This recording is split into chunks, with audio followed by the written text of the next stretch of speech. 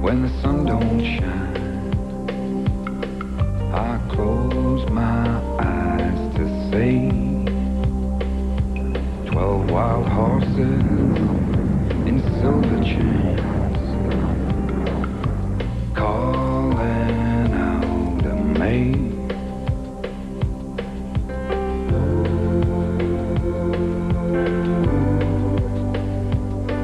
Daytona,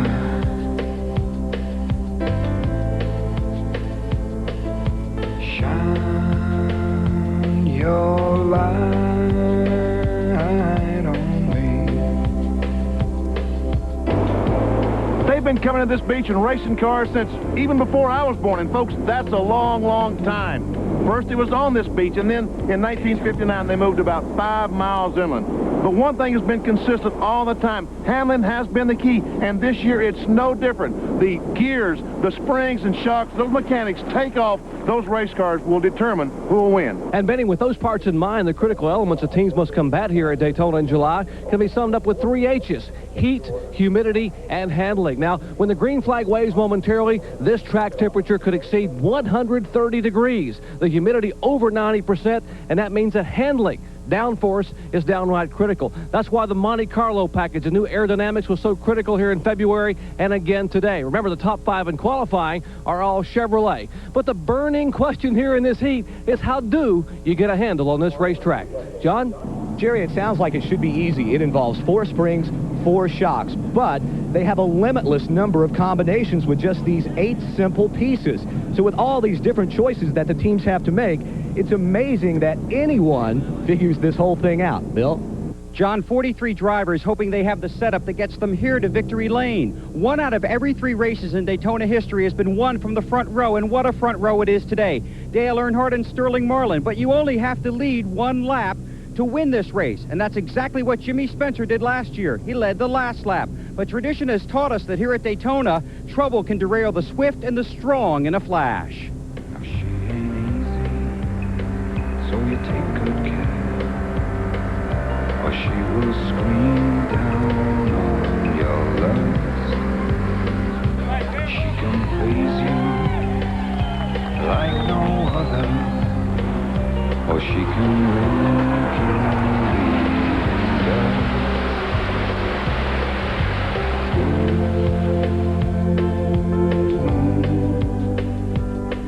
Daytona.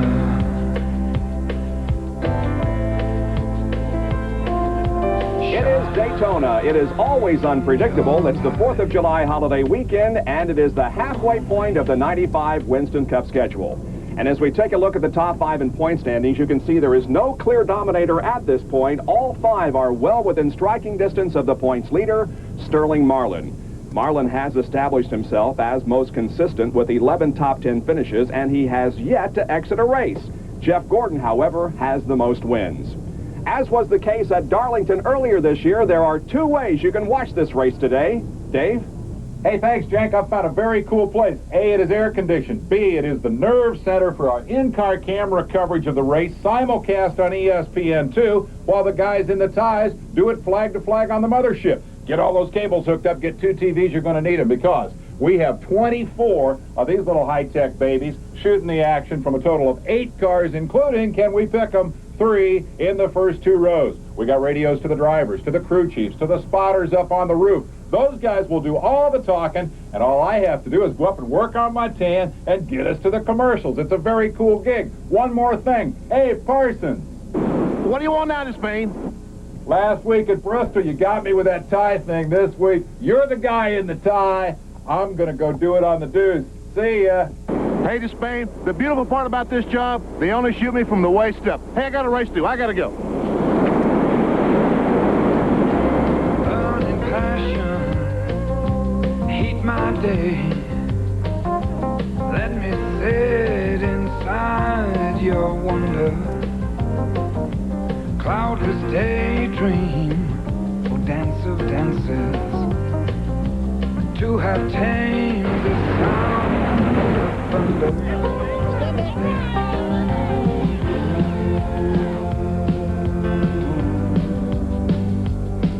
Daytona,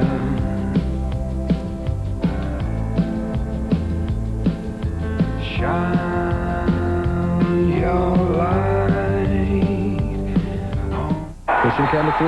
Timeout is called right now. Shaq's got to do something big to get back in this roll game. commercial.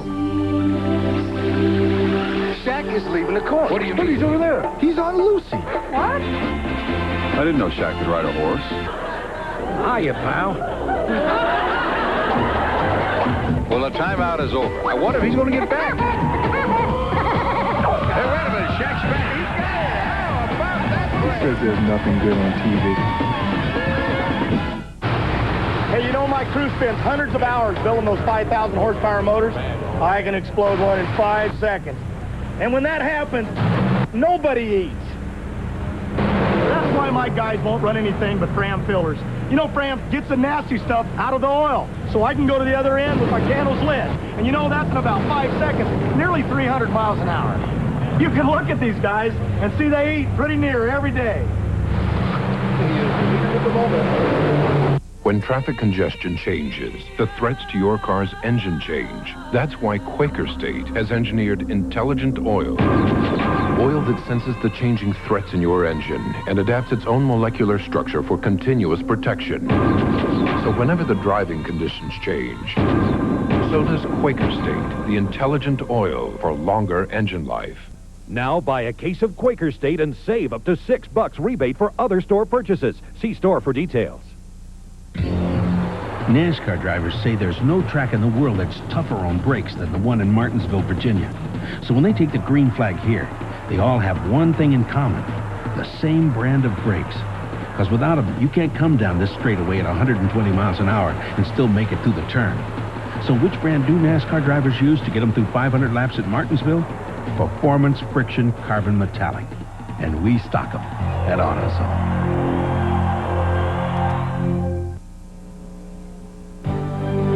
ESPN Speed World coverage of the Pepsi 400 being brought to you by the Pepsi-Cola Company, who reminds you that nothing else is a Pepsi.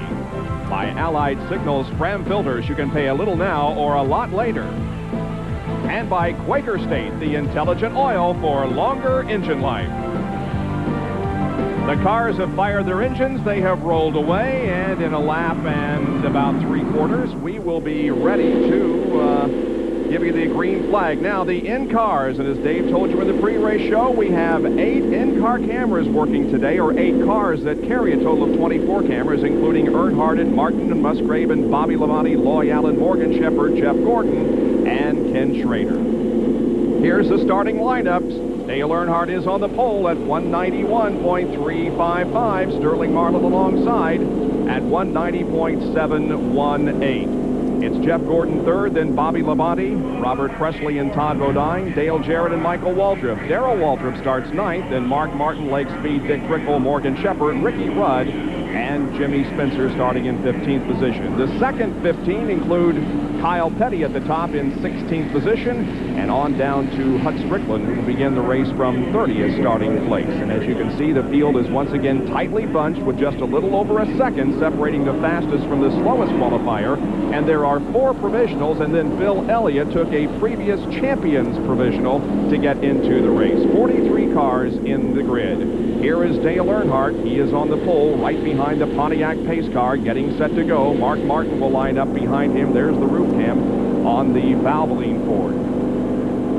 Kenny Schrader, the Budweiser Chevrolet, will be carrying an in-car camera today. There's on top of his car, the roof of his car, as he watches Brett Bodine get ready to start. Ted Musgrave, the Family Channel car. Another Jack Roush automobile. Here in the in-car camera, there's Morgan Shepherd, the camera on the roof of his car. He'll start in 13th position. And Bobby Labonte. Oh, I'm sorry, this is Loy Allen. We have that's Loy Allen car that we're on top of.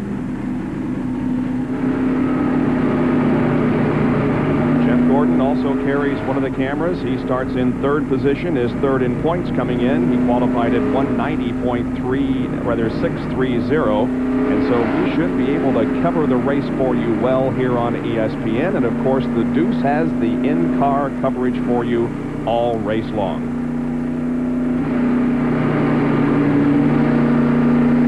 There says, "Hi, Papa Joe." Rick and Papa Joe.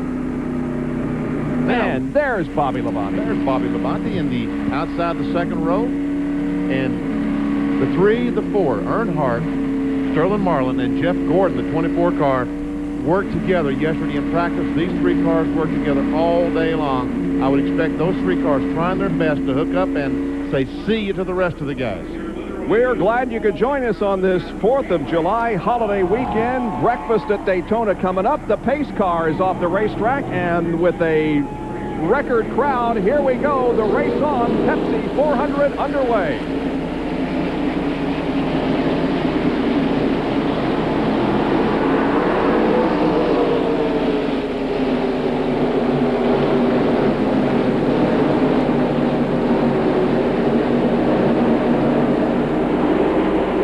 Bobby Labonte along to hang Sterling Marlin after the ride. He's up to third, battling with Sterling.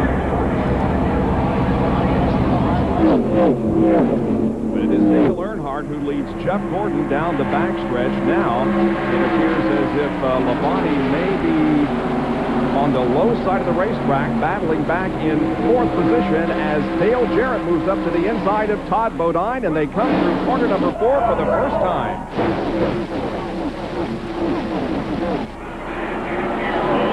Dale Earnhardt will lead that first lap. Now, you saw the 28 car, folks. If you wonder where Ned Jarrett is, he's in Milwaukee doing a truck race. For CBS, Ned, we wish you good luck in your broadcast today. We wish you were here, but we know you'll enjoy our coverage of this event. Battling back in the pack, Mark Martin up on the high side. Behind him, Ricky Rudd and Darrell Waltrip there on the low side. Woo. And he closes right up on the back bumper of Michael Waltrip. Does Mark Martin. That'll leave Dale Jarrett. I hope Dale is not down there beside of him. No, he can't be. The first 8 or 10 cars now in single file formation, but they're double wide from there on back.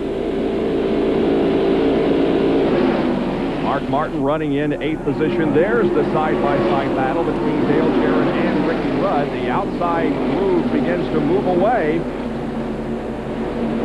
See Kyle Petty and Loy Allen. Jimmy Spencer thought about putting his nose in there, making it 3 wide.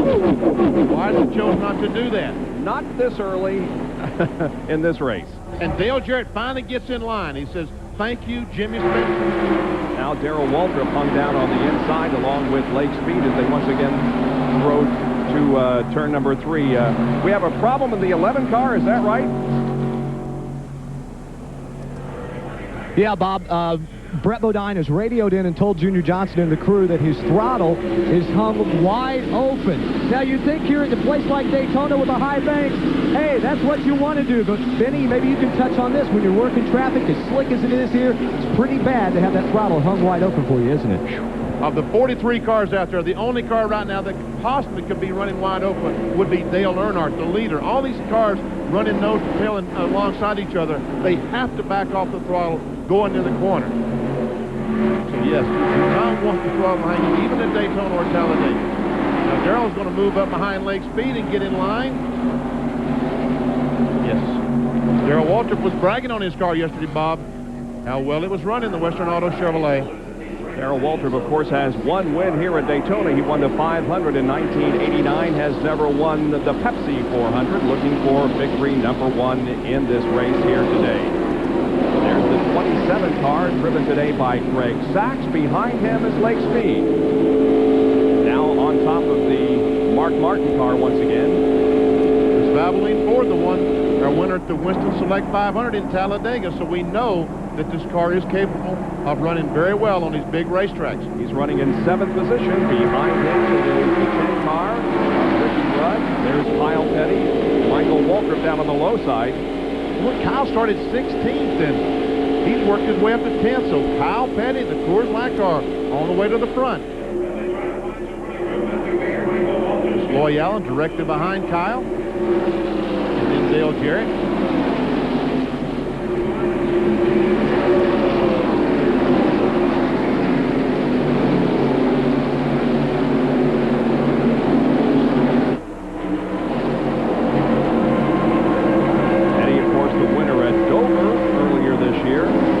It is still still Dale Earnhardt leading Jeff Gordon, Sterling Marlin, and Bobby Labonte. Right now, Robert Presley is in the 5th spot, and Todd Bodine is 6th. Those 4 cars kind of broken away from the rest of the pack. There's fifth on back, and still some side-by-side racing through the 3rd and 4th corners, and Kyle Petty continues to move up. Trying to go forward, but now he's hung on the inside as he and Run awfully close together. At the line, Kyle Petty has a half a car length advantage. Let's see if he can utilize that advantage going into turn 1, and Morgan Shepherd has a great view of everything going on up ahead of him. Jerry Punch has more on Dale Jarrett.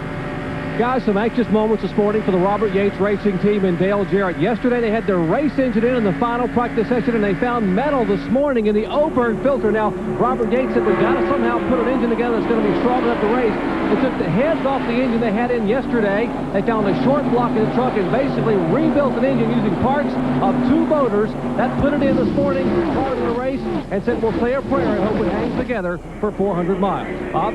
All right, we'll continue to keep our eye on that. Boy, Kyle Petty could not get by Ricky Rudd a moment ago, and he's falling back. As a matter of fact, these guys need to get hooked up nose to tail, or the front draft is going to drive away as Loy Allen pulls up on the outside. Oh, he's way up high on the track, and so is Spencer. Is right on the back bumper of Kyle Petty, and here comes Jarrett and Michael Waltrip. Now they're going to try to get hooked up and draft alongside. Is Michael going to hang Dale out, or is he going with him? Like he's going to go with him on the low side. They leave Jimmy Spencer up top. Morgan Shepherd also working the high side of the racetrack as Greg Sachs is to the left.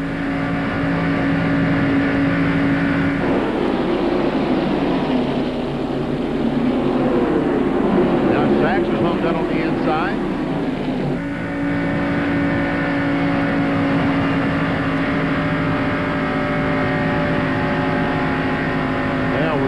Laps into the race, we get into the point. These cars are starting to slip and slide. Who has the best chassis? Mark Martin moves to the inside of Todd Bodine, trying to pick up a position, and he does. He moves to 6th. And we heard Todd Bodine say that they just guessed at the chassis setup they found yesterday in practice. They had a set of tires that were not matched properly, and who knows, John Kernan. Well, I just came over to Troy, talking to him. Troy says right now we think we've got the handle on the car that we need, but exactly what they're doing is just kind of riding around, biding their time. This is a long race. Let's go down to Jerry Punch. Could be an omen for Mark Martin. Remember Talladega on the final practice session, they lost their race motor with a burn piston on the very first lap of practice. Well, as fate would have it, yesterday afternoon, as they were leaving pit road, hadn't even had a lap of practice in the final section, boom, there went the race engine with a burn piston. So they had to go back, as they did in Talladega, and put the qualifying motor back in. We all know what happened back in May. They led the most laps and won the race. Bob? Well, still good battles going out on the racetrack. Here's Bodine battling back, trying to get that position. He lost to Mark Martin again. Behind him is Kyle Petty, and we ride with Loy Allen, who's performing well here in the early going. That's Ricky Rudd, of course, beside him.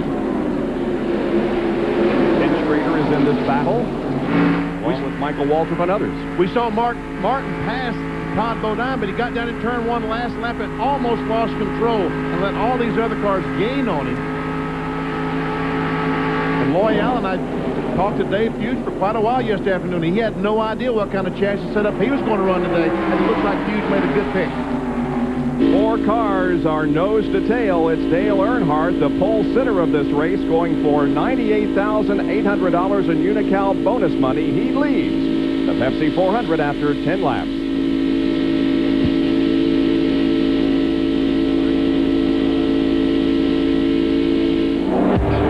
From Darlington to Talladega, through Daytona, Rockingham, and Watkins Glen.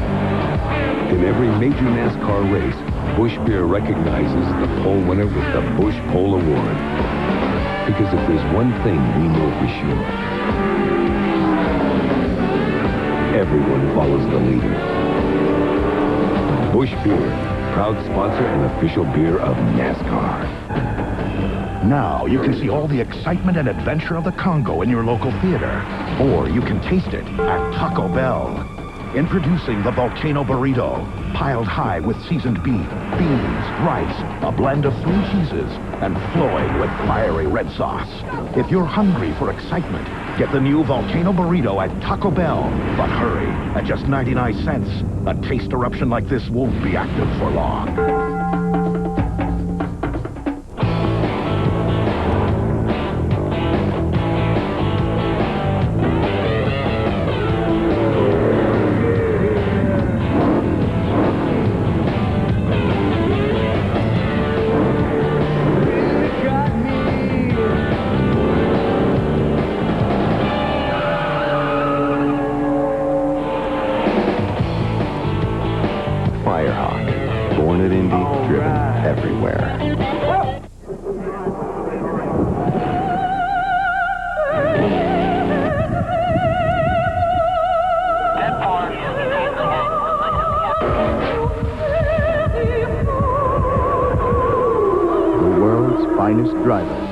In the world's fastest cars.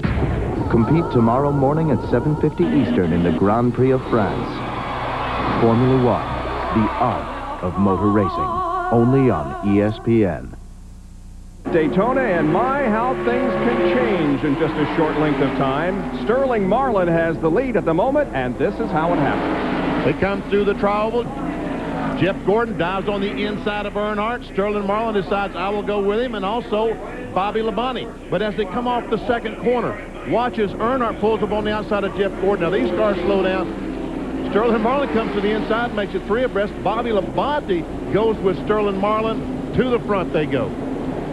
So it's Marlin, Labonte, Gordon, and Earnhardt at the moment. There is Bobby Labonte's in-car camera. Contraire. Earnhardt is back to 5th. Robert Presley moved into 4th spot. Those cars battling side by side allowed Presley to catch up with the lead draft, and now there are 5 cars in the lead draft. Robert Presley is 4th, and Earnhardt is back to 5th position. Sterling Marlin, only the 6th race he has led this year, and all have been on the super speedways. Earnhardt, our 5th place car, from on top of his car, and Bobby Labonte, the 2nd place runner. Here's Jerry Punch with a comment on the 17 car of Darrell Waltrip. We told you the heat would take its toll. It's already beginning to do so as a number of drivers have complained, and the car's really starting to slip and slide. Among those, the former 3-time series champion Darrell Waltrip, Western Auto Chevrolet. And he apparently has a problem with the car not only getting hot a little bit, but also getting slippery and a little bit loose. He's had to back out of the throttle. Let's go to John Kernan. Jerry, Todd Bodine, we've seen, has dropped a couple of spots. We're not sure if it's the result of a handling problem because his radio is out. He's not communicating with the crew. But the good news for Troy Selberg and the rest of the factory stores and America team, Todd can hear them. So they've worked out some hand signals. When he goes by the start-finish line right across from where they're pitted, he will touch the window post if it is tight. If the car is loose, he'll reach out and touch the door. Kenny Schrader has really been on the move, BP. He started 26th, and he's battling for 6th position. He was in 6th, but Jimmy Spencer just passed him and took over that spot. And we can see 2 distinct grooves. Some of the cars running on the very top, and Spencer that time through the bottom of the turns 1 and 2. And Jimmy Spencer started from 15th. He is the defending champion of the Pepsi 400, having won here last year in a dramatic last lap pass. Jimmy Spencer, one of the 5 cars today that are carrying the Jack Roush engine. And look at Loy Allen on the very, very top of the racetrack right behind Kyle Petty. Bill Weber has more on Spencer. Well, guys, you were talking about Jimmy Spencer's run last year when he won this race.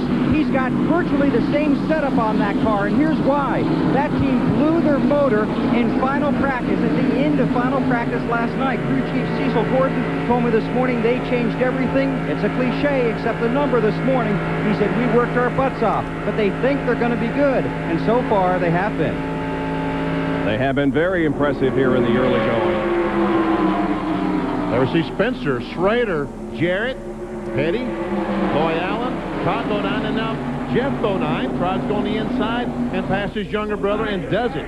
Look at some of the cars running way up by the Look at them, Benny. Some guys right on top, some guys right on the bottom.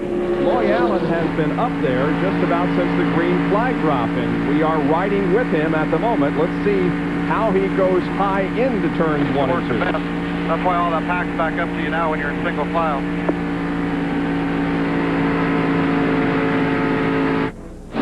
And a pass for third position is Jeff Gordon. Well, they tried. Earnhardt tried to get by me. He has been able to get by Robert Presley. But now Jeff Gordon dives down. He's going to try Bobby Labonte.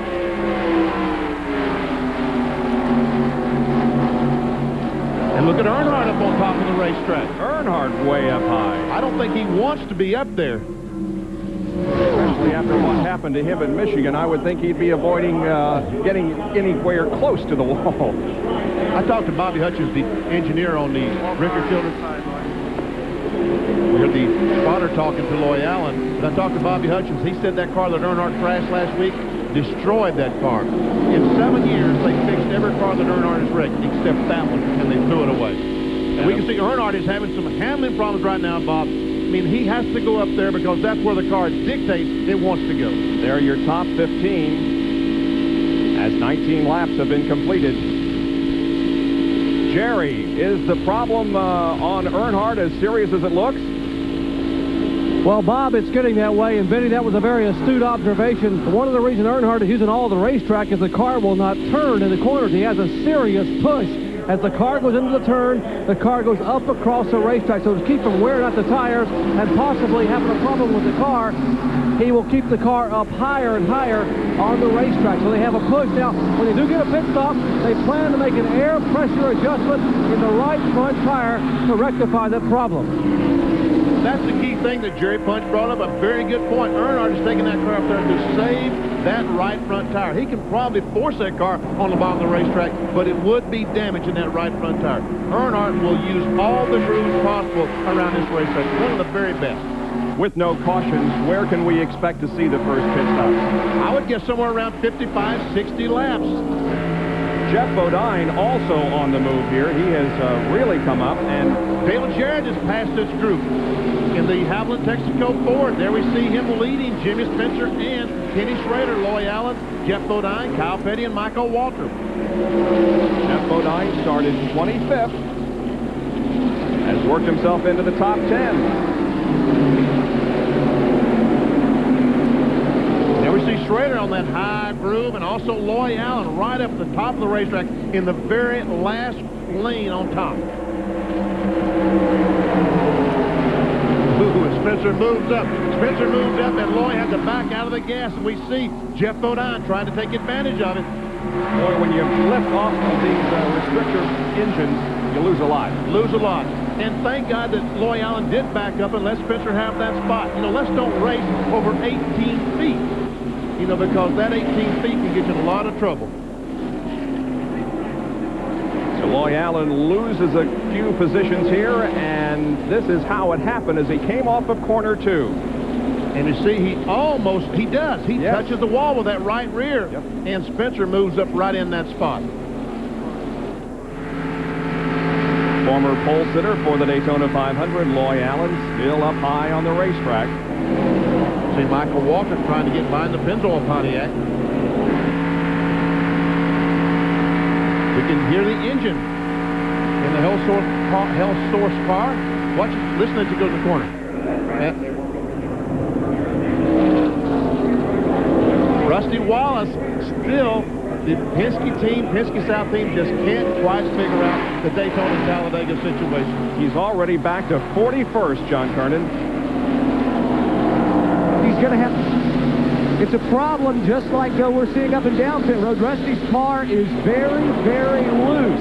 They decided that they're going to have to just ride it out, hopefully get a caution and be able to pit, make some adjustments air pressure-wise to the car. But if they don't get a caution, we can expect pit stops probably around lap 50 to 52 is what I'm being told on pit road. Morgan Shepherd, on the other hand, has developed a really bad push. When they pit, they're going to raise the track bar and also work with the air pressure in the tires, make some changes there. High temperature today expected around 93 degrees. The humidity is very high. The track is getting slick here in the early going of the Pepsi 400. 23 laps out of 160 have been completed. But it has not stopped the fans from turning out here today. They are here enjoying the Pepsi 400 from Daytona International Speedway. Back with more in just a moment. If you're on the lookout for quality used auto parts and tons of them, Jim's Auto Salvage in Sebring is the first and last stop you need to make. We've been in the auto salvage business for over 25 years and have over 40 acres of parts inventory. Individuals and dealers alike will find our warehouses stocked full of late model auto and truck parts. Jim's Auto Salvage delivers daily to businesses throughout Central Florida. Save your money. Why buy new when used will do just fine? Come see us soon at Jim's Auto Salvage and Jim's Import Auto Salvage, both serving you in Sebring. Hi, I'm Larry, owner of Larry Pearson Air Conditioning. I'd like to thank my hometown for such strong community support. Our 100% satisfaction guarantee, or money-back standard, has served the community and made our company a success. That's 100% guarantee in writing for equipment replacement, spring tune-ups, duct cleaning, 24-hour emergency service. We will take care of you, guaranteed. Call 755-7122 or 365-7122. Today at 4:30 Eastern, Charles Williams takes on Marquis Sosa in an NABF Light Heavyweight Championship. Top Rank Boxing on ESPN. Back at Daytona International Speedway, an ESPN Speed World presentation of the Pepsi 400 today. Sterling Martin is the leader. There's Jeff Gordon, Dale Earnhardt, Bobby Labonte, and Robert Presley, the top five. And Earnhardt just took over that third spot as we were coming back from break. And Robert Presley, can't say enough, he's doing a great job today in that car 33, the Skoll car. Here's Jerry Punch. Hey, you think the fans like the simulcast on ESPN and ESPN2? The crews love it. Take a look behind me. Here's Andy Petrie and the Earnhardt crew. Now, what they have is a television monitor here, and they're able to flip back and forth between ESPN Classic, which is our regular coverage. They can flip over to the ESPN2 coverage and watch the in-car camera of Dale Earnhardt to be able to see what the car is doing. The crews absolutely love having in-car footage on one channel and classic coverage on another. Right now, they're thinking about their strategy for the upcoming pit stop to try to derail that pushing problem that the 7-time Winston Cup champion might have. Bob?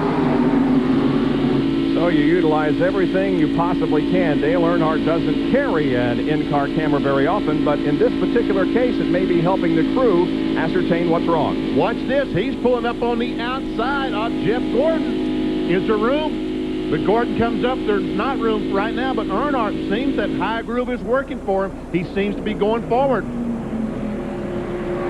Most of these teams have an RCA dish, one of those RCA small dishes in their pit where they're able to get the program from ESPN or whatever network is carrying it, and they can watch as we watch. We're looking back now on Earnhardt from Jeff Gordon.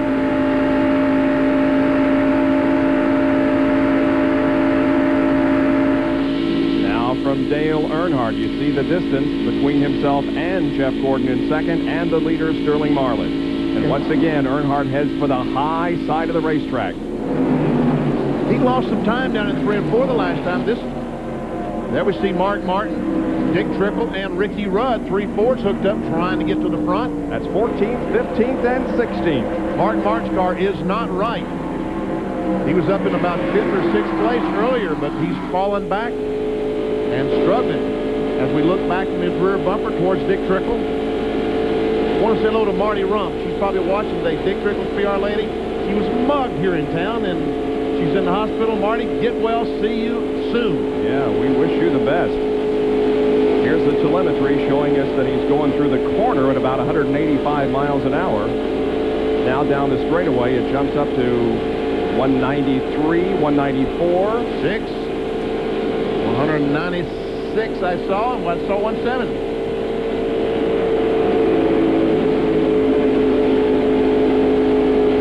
6,900, we say maximum RPM. With the restrictor plates, they don't turn the RPMs like they do it at the other racetracks without the restrictor. They'll turn 8,500, 9,000, but not here in Daytona with the restrictor plate. Mark Martin and Lake Speed are side by side.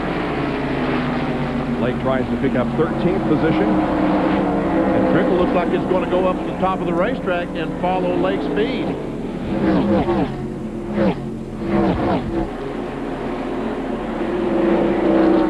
Joe Nemechek in the pits. Jerry, what's wrong? Bob, on the second lap of the race, apparently they lost a cylinder in the Burger King Chevrolet, and the engine just became more and more sour as the laps progressed. They finally decided to come on to pit road.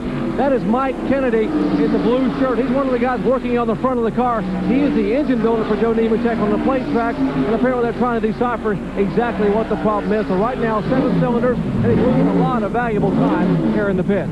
Joe Nemechek with his best finish of the year at Dover about a month ago, finishing in 10th, but things not going well on the Burger King car today. The hood is down, however, and Nemechek rolls back out onto the racetrack, where we find Marlin still holding off Gordon and Earnhardt. One other driver who has moved up well as we continue to watch the front of the field, Bill Elliott, started 43rd, now 18th. And once again, Earnhardt right to the top of the racetrack.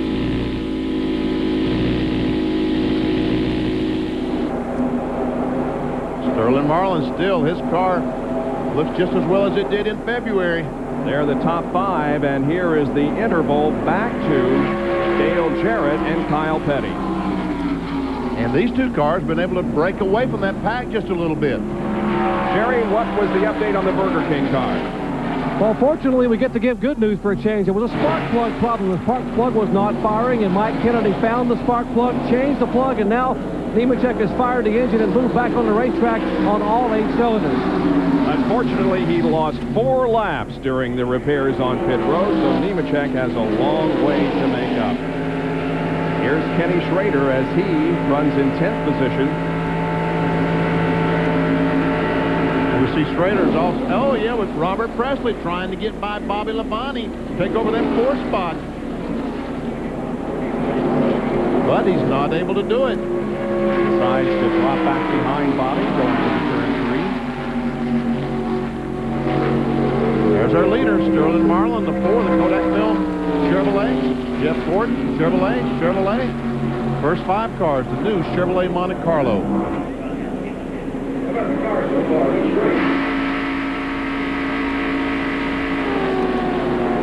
See Jeff Bodine, the Exide Battery Sport. He's still on the move, Benny. He's up to 11th, I believe. Jeff Bodine and his brother Brett came down a couple of weeks ago, spent 2 days here in Daytona testing, trying to figure out the mystery of this place with the restrictor plates. You see Jeff has moved to the top of the racetrack. Evidently, that's where he's making his momentum on top.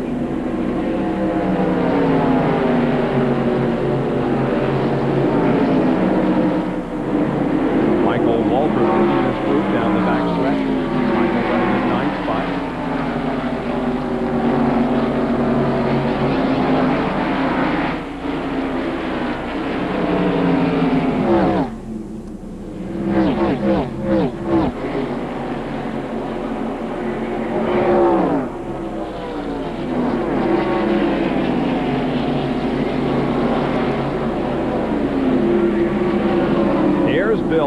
As he goes to the inside of Greg Sachs, and Elliott is very impressive, Benny. I talked to Bill, and he said that the car would draft very, very well. It just does not run very well by itself. And look out, Derek Cope, how high he was up there, but he got a good grip because he came off very well and pulled up on the outside of Sachs. I guess he did pull up on the outside. And look, Bill Elliott trying to get by Ricky Rudd. He's passing the car every corner, every straightaway. This is for 16th position. Don't forget, Elliott had to take a champion's provisional to get into the race. Started 43rd, dead last, but he has moved up very, very well and now sees Lake Speed just ahead. Well, didn't someone tell me that he started like 38th at the Pepsi 400 he won 3 or 4 years ago? Yep. Uh-oh. Steve Grissom has made some contact. We see some damage to the right front of the Meineke muffler car. Yes. Part of the fender is gone. He limps off of corner number 4 and has the car pointed toward pit road. So my question is, where's the rest of the... Oh, there it is. I was worried about the rest of the fender, but it's still attached. Just folded it back a little. Did he hit the wall or did he hit another car? I would guess so. I don't know. Meanwhile, looks like that Marlin and Gordon are pulling away from Earnhardt, Labonte, and Presley. Bill Weber, who's down in the 29th pit where Steve Grissom gets service. Well, you can see it better from your side of the racetrack, Bob and Benny, but they're tearing away the sheet metal on the right front tire. They're trying to change that tire. Heavy damage to the right side of the Chevrolet Monte Carlo of Steve Grissom. They're going to obviously lose a lap, and this is going to disappoint them, no doubt, and they're going to be here for a little while. And we can see the damage back to the right rear, so he did make contact with the concrete retaining wall. They rip that piece of sheet metal off and tear it aside, hoping to get Steve back out there as quickly as possible. Third, fourth, and fifth become very close. It's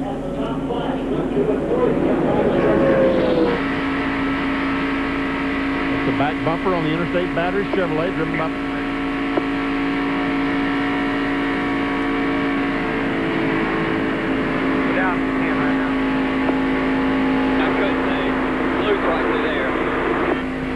His spotter telling Bobby Labonte where the best place to run on the track is. Marlin still leads Labonte fourth in the Pepsi 400. When it comes to roping a steer, folks in Grand Junction, Colorado will tell you that Ron Markin can ride with the best of them. And when it comes to overhauling an engine or rebuilding a carburetor, well, he can do it all. You see, when Ron's not riding a horse for fun, he's turning a wrench for a living. So he buys a lot of parts, mostly from AutoZone. Sure, there are other parts stores in town, but Ron knows that when you want the right part for the right price, there's just no place better than AutoZone. On the road again. I just can't wait to get on the road again. Now, get on the road in this custom racing jacket for just $19.95 when you buy 4 General, Continental, or Hoosier brand tires. And while you're at it, play our winning drive contest for a chance to win a trip to the General Tire Hoosier 500 in Atlanta. Sooner or later, you'll own Generals.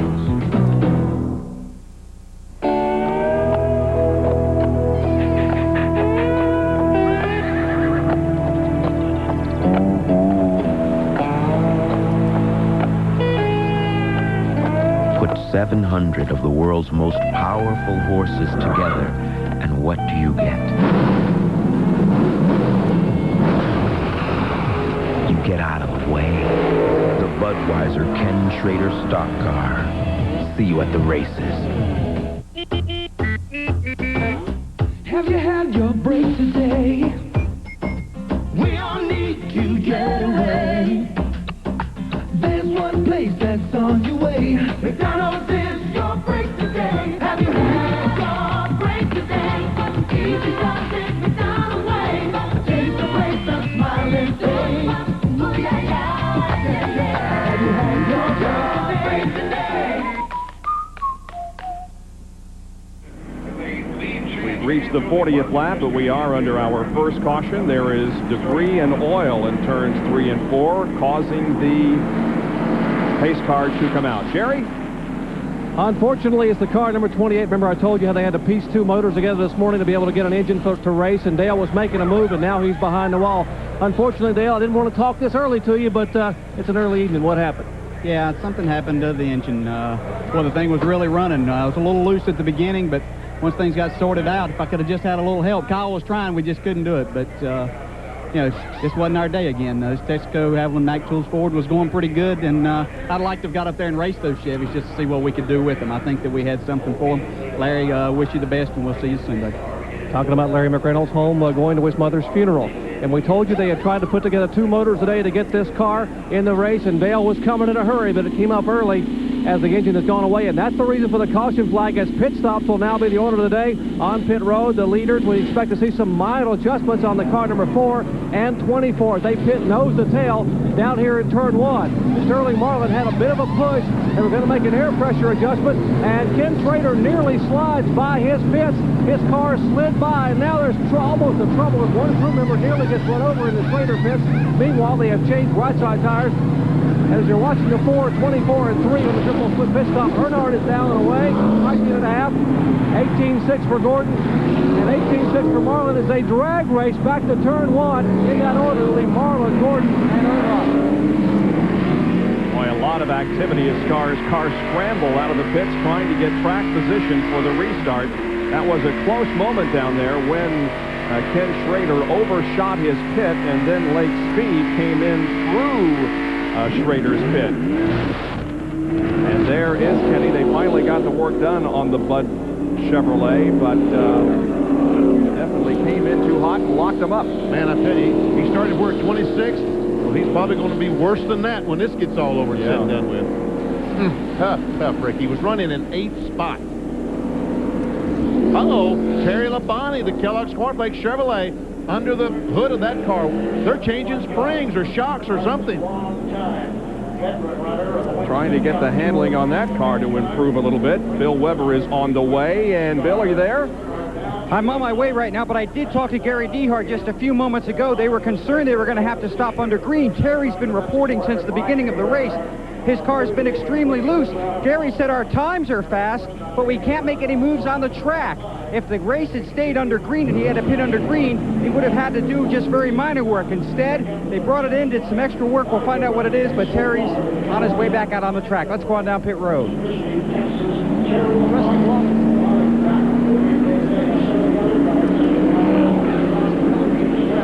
Down pit road. They did not pit last time by. They wanted to wait until pit road was clear because they have to change all 4 shocks. This time in, that's exactly what they'll do. Also, Robin Pemberton's making a track bar adjustment. They go to work in the front, the whole crew trying to change 4 shocks. They would not have done this were it not for the caution. In fact, Robin Pemberton was one of the first people to point it out to the NASCAR officials that there was oil in turns 3 and 4 whenever he was told that by Rusty on the radio, and that brought out the caution. So it's a big break for this crew to change 4 shocks. The car's been so loose that Rusty has hardly been able to keep it out there on the track. Well, Rusty Wallace has not had good luck here at Daytona, and they're trying to get the handling on this car improved so that he can move up. Now, here is the problem that Ken Schrader experienced. He simply overshot his pit, and as he backed up, watch to the left. Yeah, the guy almost was run over by Lake Speed. The Spam car made his pit stop. So, and this is Schrader from inside his car camera looking straight at Kenny Schrader. So we're under caution now because of some debris on the racetrack. 41 laps out of 160 have been completed here at Daytona International Speedway in the Pepsi 400. We're glad you could join us, and we'll be back with more in a moment. If you're on the lookout for quality used auto parts, and tons of them, Jim's Auto Salvage in Sebring is the first and last stop you need to make. We've been in the auto salvage business for over 25 years and have over 40 acres of parts inventory. Individuals and dealers alike will find our warehouses stocked full of late model auto and truck parts. Jim's Auto Salvage delivers daily to businesses throughout Central Florida. Save your money. Why buy new when used will do just fine? Come see us soon at Jim's Auto Salvage and Jim's Import Auto Salvage, both serving you in Sebring.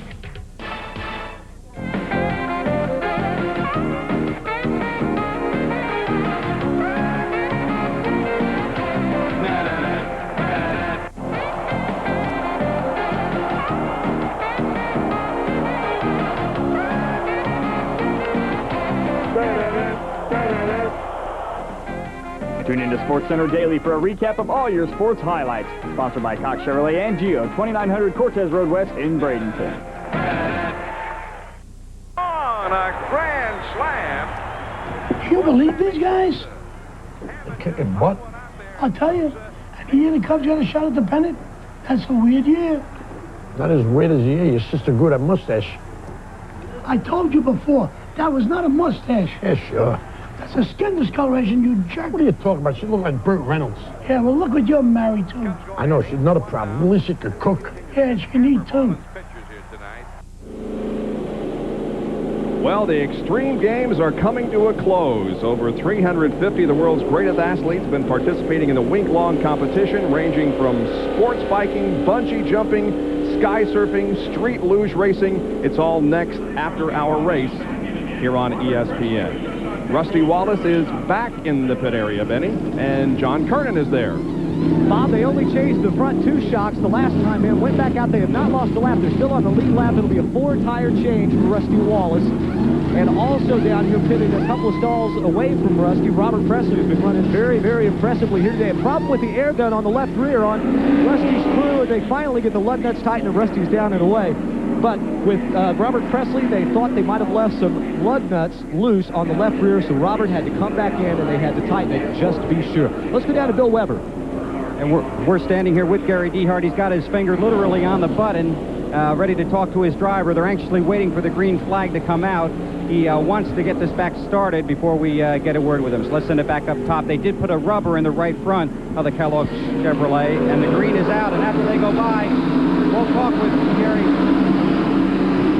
Gary, you made a lengthy stop. You got what you wanted. You needed the caution to make some changes. Yeah, we had to make some changes. We were just too loose. Everybody's loose out there, it seems to be, but I figured early in the race like this, if we'll make the changes now, it won't hurt us too bad. It's almost got us last, but the race is still young. We got a long way to go. And you have a good car despite not a real good qualifying run. Yeah, we ran good in practice, but I don't know what happened in qualifying or something. I don't know. Fluke thing. That's Gary Dehart. He did tell his driver, we need track position, and they're pretty desperate for that right now. Terry did say he was 40 degrees too loose, so they put in that right front, and he's the one that told Gary that everybody's all over the place out there. Labonte dropped back to 34th for the restart, and positions beginning to change now. That's Joe Nemechek on the bottom side of the racetrack. He is not on the lead lap, but everybody else on the outside of him is, and they battle for position. You see Bill Elliott in the McDonald's Ford, continuing on his way forwards. And Jerry Punch touched on just a moment ago. And Larry McReynolds, if you're still watching, you might not be after the 28 had his problem, but Larry, we all are thinking about you. Larry is up in Alabama, death of his mother, and all of us here are thinking about you, buddy. And as Dave Despade mentioned during the NASCAR Today show, we lost one of our own yesterday as Mark Gleckel, who was a very talented cameraman, producer, director, who could do everything, and he did it well. Was killed in an off-road race yesterday while shooting that event. And look at Loy Allen. He's still up by the wall, Benny. Even with the fresh tires, he's up there. And I tell you what, I told the crew yesterday, if they did bad, I was going to talk about them. They did great. They went in the pits running 11th and came out 5th. So the Loy Allen pit crew, you guys did good. This is the battle for 7th between Loy Allen on the high side of the racetrack and Mark Martin. We'll see if Mark, the Steve Meal and the crew, was able to fix his problems during those pit stops. Passed by Loy Allen. Jeff Bodine also in this battle. There's Dick Trickle. Greg Sachs in the 27 today. Jeff Burton back in the 8 car, the Rebestas Ford. Want to say hello to his wife Kim back in South Boston, expecting their first child any minute.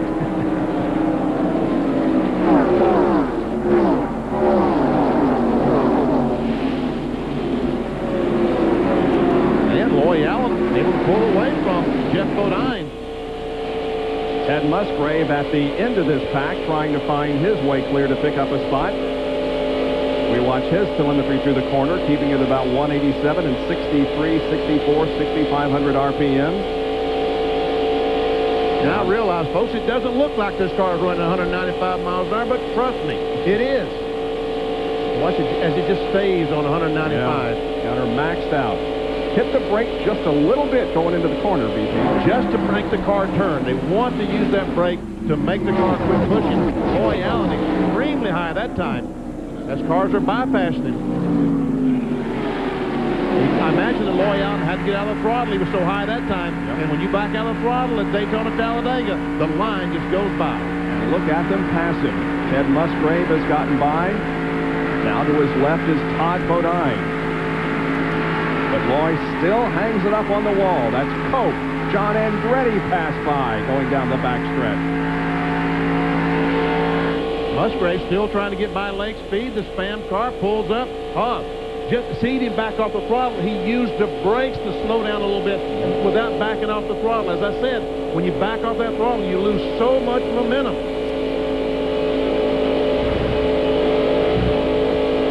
Let's see, touch the brakes, never backing off the throttle.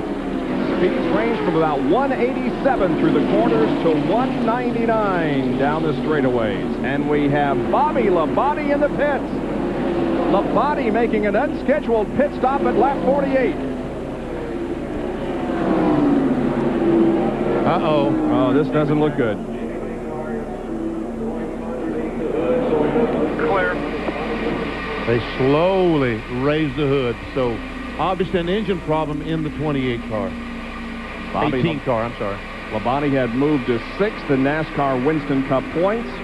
Just 121 behind, make that 222 behind the leader. But certainly a much better year than last year. At this time last year, Bobby Labonte was 866 points out of the lead, and now this year, 222. He unbuckles and takes off the helmet. Jerry Punch is right there. Well, unfortunately, it's part of running on restrictor plate racetracks, and here at Daytona in July with the heat, they have burned a piston in the Interstate Battery Chevrolet. The engine was not running when they brought the car down pit road, as Jeff Gordon just made his move on the racetrack, so action getting hot and heavy, but Bobby Labonte will not be a part of it as they push his car behind the wall. The third leader of the day, Dale Earnhardt led, then Sterling Marlin, and now Jeff Gordon has passed Sterling to take over the top spot. Kyle Petty running in 4th position.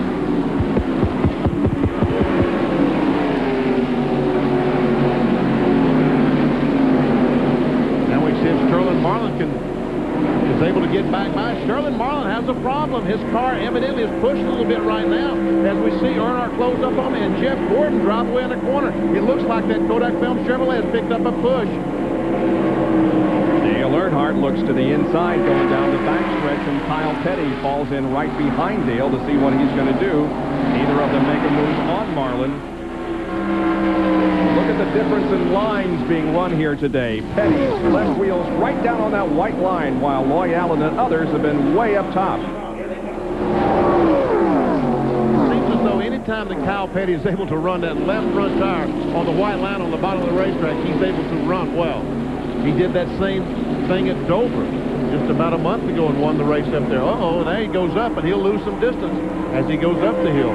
Now Sterling Marlin is able to keep the car on the bottom and keep up with Jeff Gordon. About 3-4 car lengths behind Jeff, who was leading his 14th race in 1995. Of course, he has 2 victories. He has 3 victories. We're told that the 9 car has a hood that maybe one of the hood pins is falling out because the hood was moving around, flapping in the breeze. As he goes by, tries to go by Greg Sachs. Ted Musgrave will fall in behind Lake. We can see the nose of the, I don't know if that's a reflection, the sun hitting the nose of that hood, or if in fact it's flapping. Jerry Punch is with Bobby Labonte.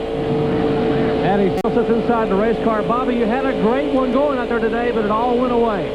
Yeah, I tell you what, the Interstate Battery Chevrolet was running pretty good. You know, we worked on it a little bit on that pit stop, and it seemed like it was going to be a little bit better, but the motor gave up on us. I guess it burned a piston, and that happens after a restart, you know, a lot of times. So that was our first one of the year, you know. We can't complain about it. We're just going to go on to Loud now. Marlin was awful tough in February, and Gordon. Are they as strong now comparatively as they were back in early part of the year? Yeah, they are, but I tell you, the Pontiacs are really fast right now. I mean, they got all the packages they need to go good, so they should be doing good here today.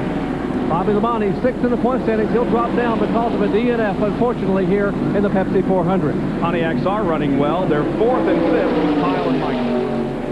And I tell you what, we just about had a crash with John Andretti and Hutch Strickland. They made contact as they came off the trowel, and Hutch Strickland did a fantastic job in that Quaker State car to maintain control. Bobby Labonte said he'd burn a piston because it happens after a restart. Why then is the engine susceptible? Because shifting gears, when they shift from 3rd to 4th or 2nd to 3rd, that pause in there where the engine lugs just a little bit as it drops in RPM.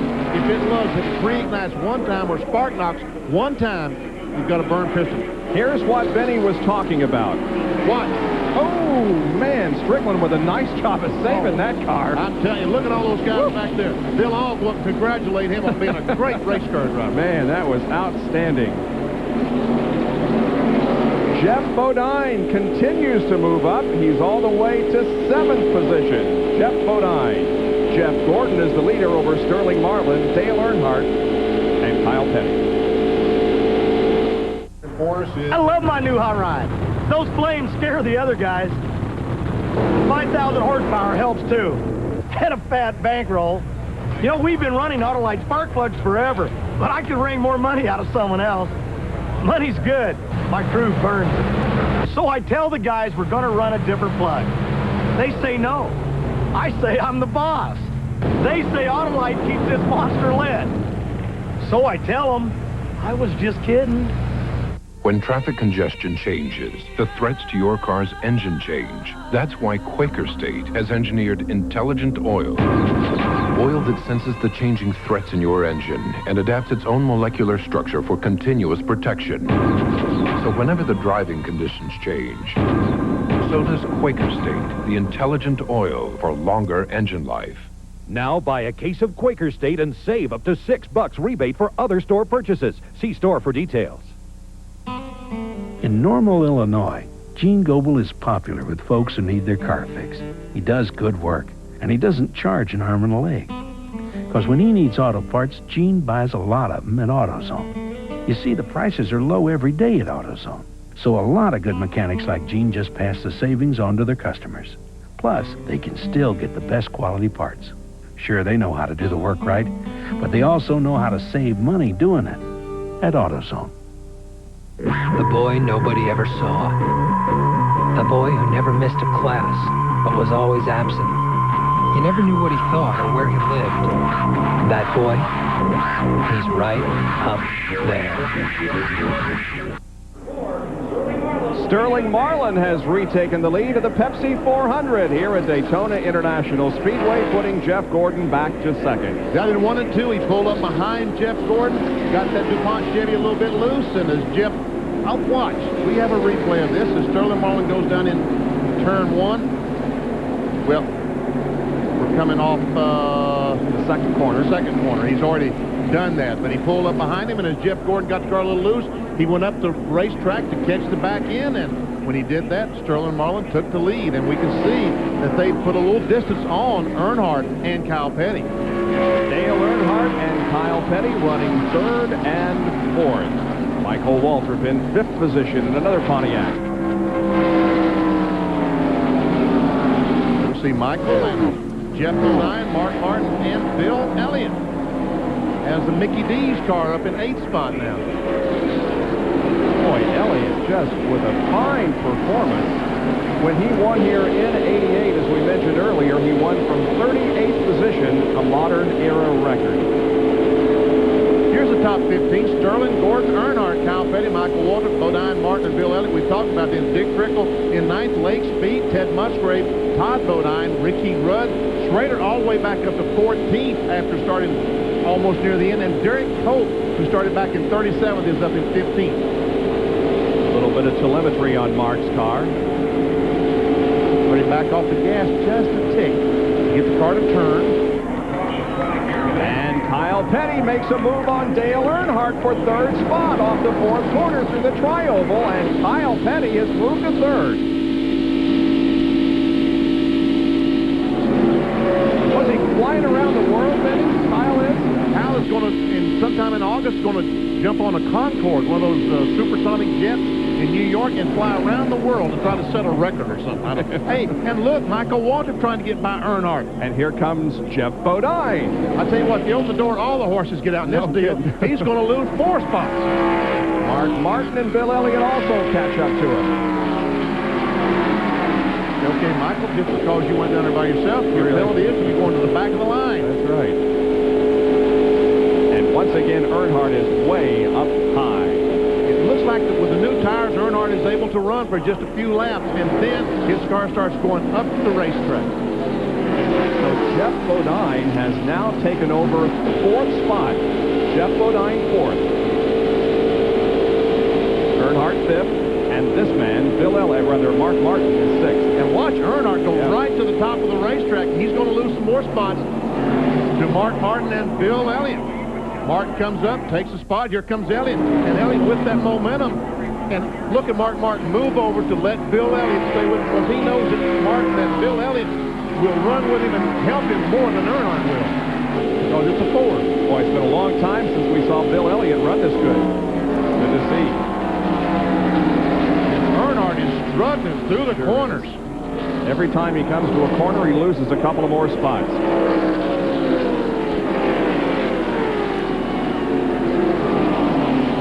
We'll go inside with Earnhardt and watch as he goes down in the corner.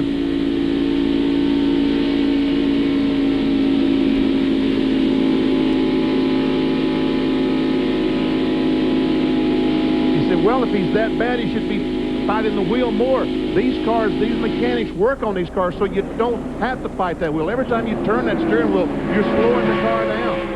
And we see Michael Waltrip and Dick Trickle trying to hook up and go by Earnhardt. And they probably will in the corner. They didn't successfully pass him in the first and second corners, but now they've hooked up in the draft down the back stretch and through turn number 3, and both of them passed Dale. Yeah, Earnhardt is struggling so bad in the corners. But folks, don't count Earnhardt out. I'm not saying that he's not going to win his race, because he is the master at saving that car. And Childers, Andy Feature, the crew, they are just terrific at being able to adjust the car and give Earnhardt what he wants. Jerry Punch? And Benny, a lesser driver may have already lost that race car in most of the afternoon. Earnhardt has a loose race car. Remember, he had a bit of a push prior to that pit stop, and the crew made an air pressure adjustment in the right front tire. Now, apparently, that was a very minimal adjustment, about a pound or pound and a half at most. And right now, Earnhardt's car is extremely loose, going in the corner as well as coming off. And he continues to lose spots. Here's Ted Musgrave, who looks to the inside of Dale Earnhardt. We can hear the engine in Musgrave's car as they run wide open. Dale has fallen all the way back to 9th spot. Musgrave is 10th. And for you Rusty Wallace fans, trouble continues for him. He has lost a lap, running in 38th position. Watch as Earnhardt goes up the hill and Musgrave will go by. You know, all the drivers that we interviewed on NASCAR today, just before the start of this show, talked about the driver that wins will be the driver that can stay on the gas the longest, not having to back off the throttle end. And Earnhardt now is not able to do that. Stay on the gas as much as some of these other guys. Earnhardt, a two-time champion of this race in 90 and 93. He hated to do that. Earnhardt hated to move down and follow Musgrave. He needs to draft, but he hated to go down there with a loose race car. He wants to go to the top. Hope and Hutch Strickland in the 26 car. And hasn't Hutch Strickland done a magnificent job with Richard Broom and that crew on the Quaker State car? He really has. After replacing Steve Kinzer in that car, Hutch Strickland has given it very good performances. Strickland's best finish of the year was a 4th at Dover. Ooh, man, who's that moving around? Is that, I guess that was Jeff Purvis back there at the very end of that thing. Came off the corner and moved around like, he said, I got me a bucking bronc, and I don't know which way he's going. Strickland running in 15th spot. Jeff Burton comes up on the outside of Todd Bodine, trying to take that spot away. There's John Andretti in the Kmart car. And Little Caesars, I got to get that plug in for the pizza place. Don't want to make those people that make food unhappy. No, not at all. Greg Sachs in the Hooters car. And there's Robert Presley after having to make that unscheduled pit stop on the caution flag, trying to fight his way back to the front. Yeah, that's just a perfect example of what making an unscheduled stop, losing track position can do. He's mired back in 21st. In Daytona, Talladega anymore, track position is as important as Bristol or Martinsville or any of the racetracks. Yep. There we see that Strickland and Musgrave has been able to get by Michael Waltrip. Jerry has an update on Dale Earnhardt. Let me explain a moment ago where we're talking about why the car got loose. You know, they told you they made an air pressure adjustment on the 3 car. That probably wasn't the major factor. But what the crew did is they pulled out on the front fenders, on the left front and right front fender when they changed the tires a moment ago under caution. They pulled those fenders out. That means the front of the car catches more air, which makes the front of the car push down or plow. and picks up on the rear of the car, thus making it very, very loose. So we have some passes going on the racetrack, but Earnhardt and his crew are certainly hoping for a yellow flag very soon. And that pass was Mark Martin's move past Jeff Bodine to 4th place. Now we see Rusty Wallace, you mentioned just a moment ago. He's now back there. Here's the AutoZone interval leaderboard showing you that Jeff Gordon just 22 hundredths of a second behind Sterling Marlin, and the separation from 1st to 5th, almost 3.5. Mark Martin. Something wrong with Mark Martin's car. The battling for it off the pace down in 1. There goes Rusty Wallace. Meanwhile, Jeff Gordon takes the lead from Sterling Marlin. Why does everything have to happen at the same time? Let's see what's wrong with Mark Martin. The car just suddenly seized up, it looked like, going through the corner. Jeff Gordon, once again, is leading this race. The DuPont Chevrolet. The winner at Rockingham, Atlanta, and Bristol, looking for his first victory here at Daytona, has now taken the lead once again from Sterling Marlin. The CEO of Kodak, the Kodak company, is here today, watching Mr. Fisher. So Sterling Marlin, better get back up front. We're glad you could join us on this 4th of July holiday weekend at Daytona International Speedway.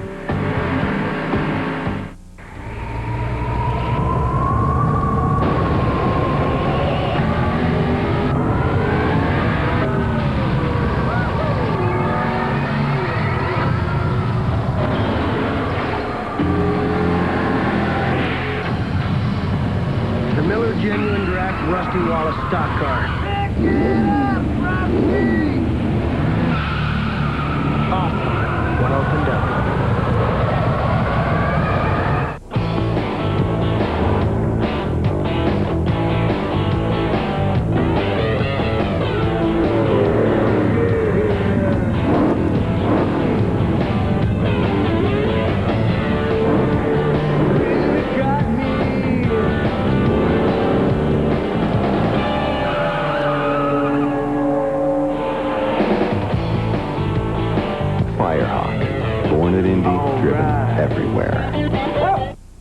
Is this your idea of excitement? Let me tell you about exciting, okay?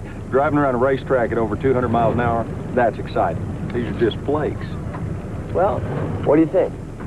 These are really good. They're crispy, too. Really?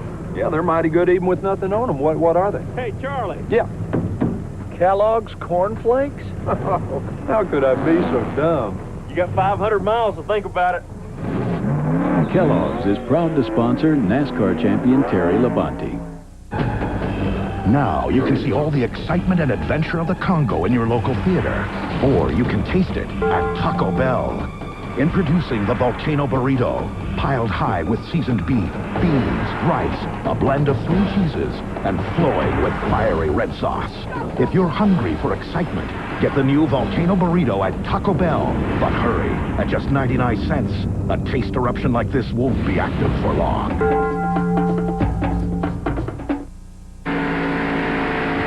Back at Daytona, and our coverage of auto racing continues at 7:50 tomorrow morning. You'll be up at that time, BP, to Certainly. see the Grand Prix of France? Sure will. From Magna Cours?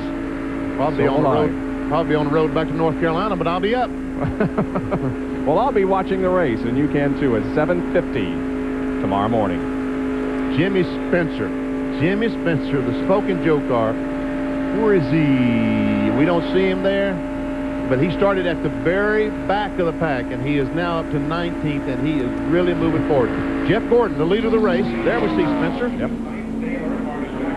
It was the leader of the race we saw just a moment ago, looking back at the second place car. There we see Spencer closing up on the back of Greg Sachs, trying to take another spot away. He's going inside, outside. Now he's on top of the racetrack 2 laps ago. I saw him pass 3 cars on the bottom of the racetrack as Jeff Purvis tries to follow him through. Now he dives to the inside. Right here on the tri-oval at the start-finish line. 23 car has a Jack Roush engine in it. And by the way, folks, Mark Martin did not blow up. He did not. He's still on the racetrack and going around the racetrack. Apparently the car shut off, and he had the presence of mind to reach up and switch to the alternate ignition, and it fired the car, and he dropped back to, what, 11th spot. And there's Earnhardt. Earnhardt has fallen all the way back to about 11th or 12th now. Now Mark continues to come back up. Earnhardt's car hasn't shut off. It just can't get around the corner. It's just having some trouble. As Jerry Punch reported, the car is loose in the corner. And Mark, the Valvoline Ford, going back towards the front, bypasses Michael Waltrip and the Pennzoil Pontiac, and there he has Lake Speed, the Spam car, directly in front. 8th, 9th, 10th, and 11th here.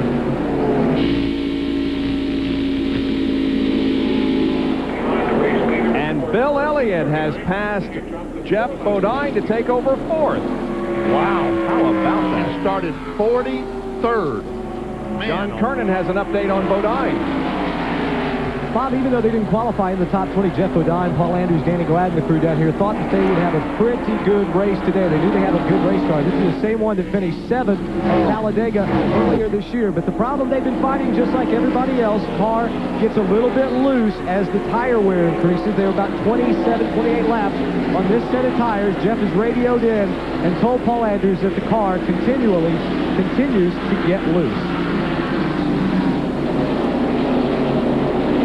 Bodine now is in front of Bill Elliott, or I should say behind Bill Elliott. Elliott has told his crew, and this is something you don't hear very often, or you haven't recently, the car is perfect.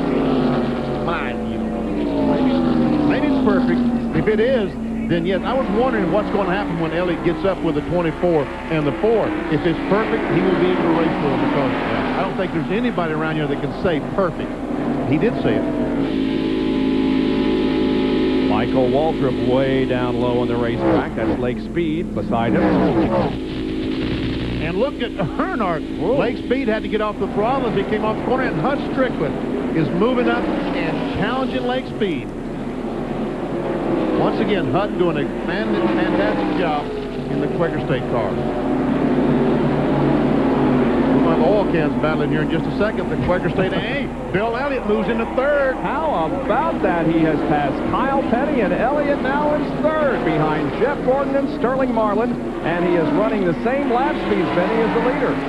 And he's doing it basically by himself, where the leaders are really hooked up.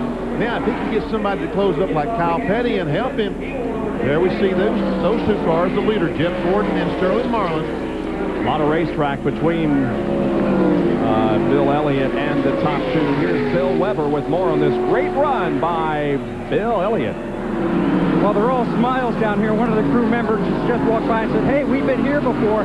This is the same car this team had for the Daytona 500 and at Talladega, but after that race, they cut the body off. They put new skin on it.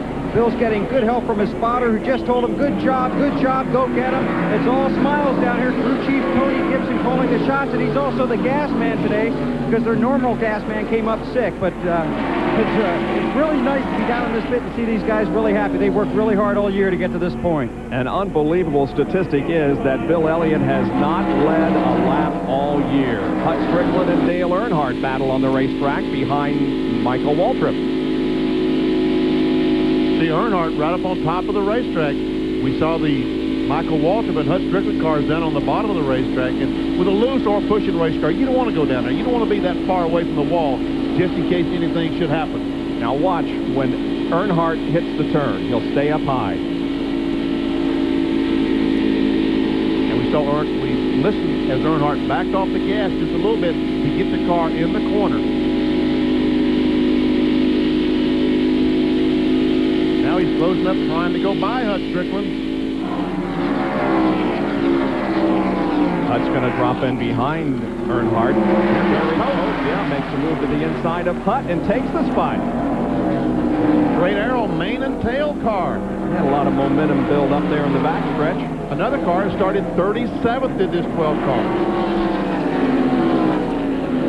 The 19 car of Greg Sachs is in the pits. Loy Allen. There you go. Well, the health source car. The heat's got me. Loy Allen brings it in. Loy had run so well here. We are near the halfway point. In fact, at a lap and a half, we will be at the halfway point as Robert Presley now continues to pick off the cars. He lost, of course, a lot of track position in the unscheduled pit stop earlier.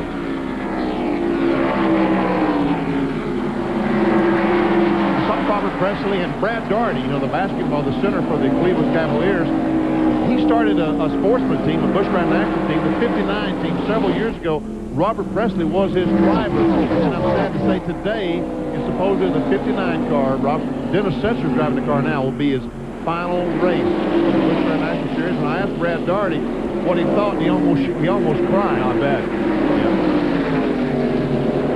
Bad that that team has to fold. Maybe they can find some sponsorship money and keep going. Look at the little smiley face there on Mr. Earnhardt's car. And we see he's lost several more spots. Earnhardt struggling, but he's hanging in there as best he can. Coming up on halfway, here come the leaders. Off of corner number 4, here's the line. There's halfway. 80 laps have been completed. Now look at this, the interval between Gordon and Elliott. Looks like that Jeff is pulling away. He was 5.8 seconds behind at the lap 75, and by the 79th lap, he had increased that to over 7 seconds. No, that's not 7 seconds, Bob. You believe everything you read? If it's up there on the screen, absolutely. That's about 2 car lengths, 3 car lengths, that's all that is. Well, now that was between first and third. Oh, first, not third. Oh, see, now you're the one that's not paying attention. I was watching this, and I'm sorry. I apologize. I was not paying attention. You're right. See, it's Gordon and Elliott. 5.8 to 7.8. I apologize to everyone involved. Good job, guys. See? Let me see. Okay, Elliott's running 40. Yep, we'll see. Jeff Gordon is pulling away. He's pulling away. A second and a half. Good job. How about that? Jerry, help us out here. Say something. I wouldn't dare get a death battle between you two guys on the calculators. Who brought the batteries for the calculators? Hey, you talk about a sense of humor. I just spoke with Ray Abraham, who's the crew chief for Jeff Gordon. He said, you know, when our car is behind the 4 car, we're extremely tight. When we're in front of the 4 car, we're very, very loose. Now, the solution would be if we were to run side by side with the 4 car, the car would be perfect, but then again, we'd be awfully slow on the racetrack, and we know that car number 94 is coming in a hurry. Yeah, I don't think they want to run side by side. There is the on-track interval between first, second, and third, fourth, fifth, and so on. Still quite a bit of racetrack between Jeff Gordon and Sterling Marlin.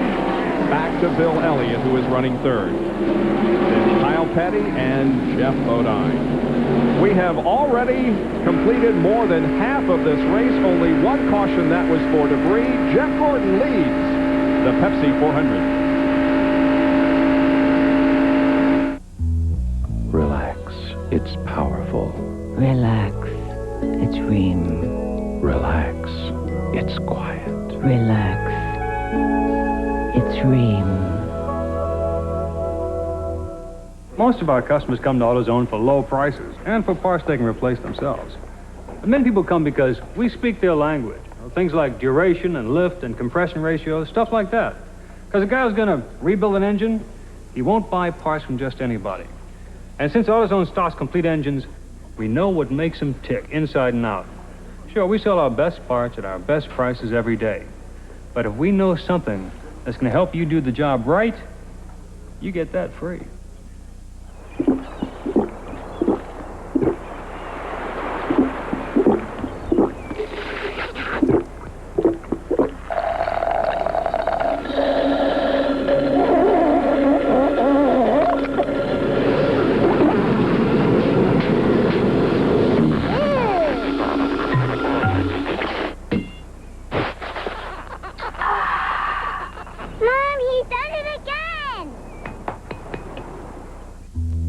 Relax.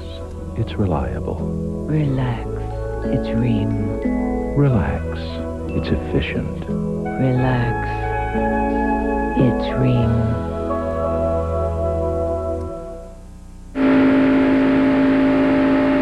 Jeff Gordon leads this race. We're looking back from his car to second place Sterling Marlin. And Dick Trickle and Shep Bodine are involved in a battle for 5th spot. And several others are too. Several other cars. We see Loy Allen back there. He is a lap down in the 19 car, but there's Musgrave trying to get by Jeff Bodine as Trickle does make that move. Mark Martin is behind all of this battling. As we see, Musgrave is caught on the low side. Now Mark should go down and help his teammate out. Come on, Mark, turn left. Come on, Mark. He did turn left.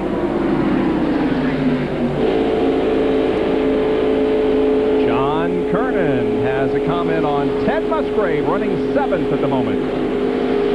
Just talked to Howard Comstock, his crew chief, asking about pit strategy. We're expecting pit stops around lap 92 to lap 95, and Howard said the car has been really good on fresh tires, but after about 20 laps, the way Ted describes it, not really that it gets loose, but it's more like a four-wheel slide around this racetrack. So they got quite a handful. They'll make some adjustments on their next stop. All right, and we'll look for those in about 10 laps or so. Oh, Earnhardt now is on the bottom of the racetrack, and Michael Waltrip is up high. Well, Michael Waltrip evidently right now, his car is as bad as Earnhardt, so Earnhardt said, you're holding me up, and I've got to go by as we see Kenny Schrader, the Budweiser Chevrolet, pull up on the outside of Michael Waltrip, trying to get by him. 12th, 13th, and 14th here. Kenny Schrader running in 14th spot.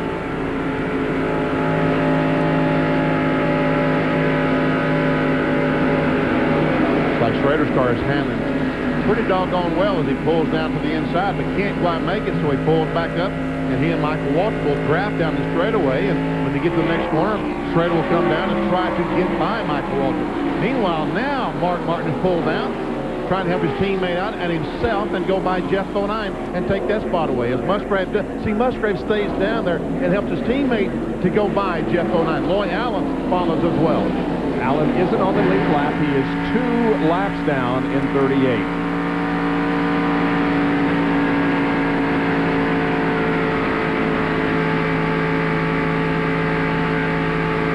You see Bill Elliott right at the very top of the screen, very, very high. He's been running on the bottom.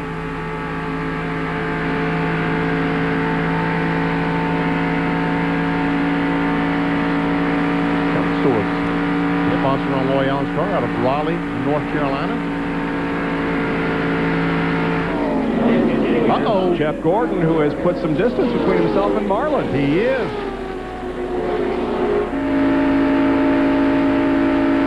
There are distinctive sounds, different sounds with these cars. You'll hear a more traditional sound with the 24.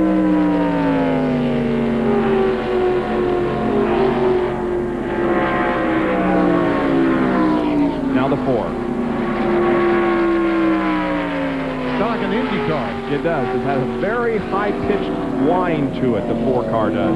He has a different exhaust system on this car than does all the other cars here. The only car with that distinct sound.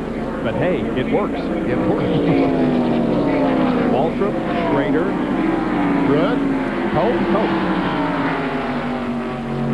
Now we see that Michael Waltrip goes up, Schrader moves down. Now he will move up in front of Michael Waltrip, but meanwhile Rudd and Derek Cope are drafted. Now they will try to get by. Uh-oh, the lead pole Derek hung up on the inside. We are on record pace, Benny. 173.4 is the record that was set by Bobby Allison in 1980. We're just a little bit above that, 173.5. Only one time have we been slowed for a caution. That was because of debris and oil on the racetrack.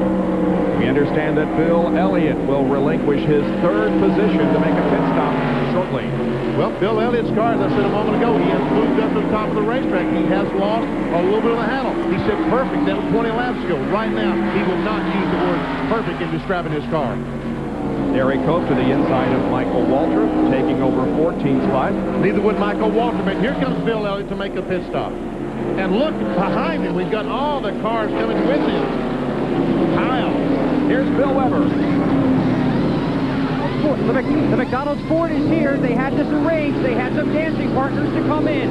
Ford tires and fuel. Bill Elliott has been running the same time as the race leader.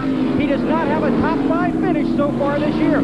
Ford tires are in. And Tony Gibson putting the fuel in. Let's go down to John Curtis with Ken Musgrave. Right side tires already on for Musgrave. They got the jack on the left side. Left side's going on. Also left side's going on Jeff Bodine. There go the air guns. Left hand tight. Gasoline is full. Ken Musgrave is down and away, but Elliott beats him out. And then there goes Bodine. Kyle Petty is going to be the first off pit road, then Elliott, then Trickle, Musgrave, Jeff Bodine,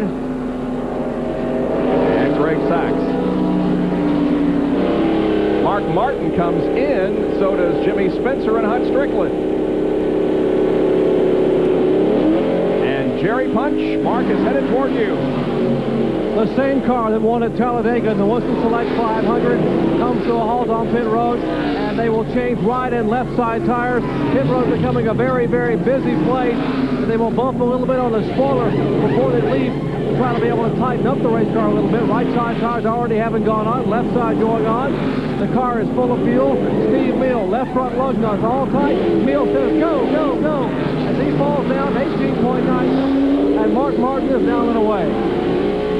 Now is a critical time as they leave the pit. Once again, we talk about shifting gears. Listen as we hear him shift.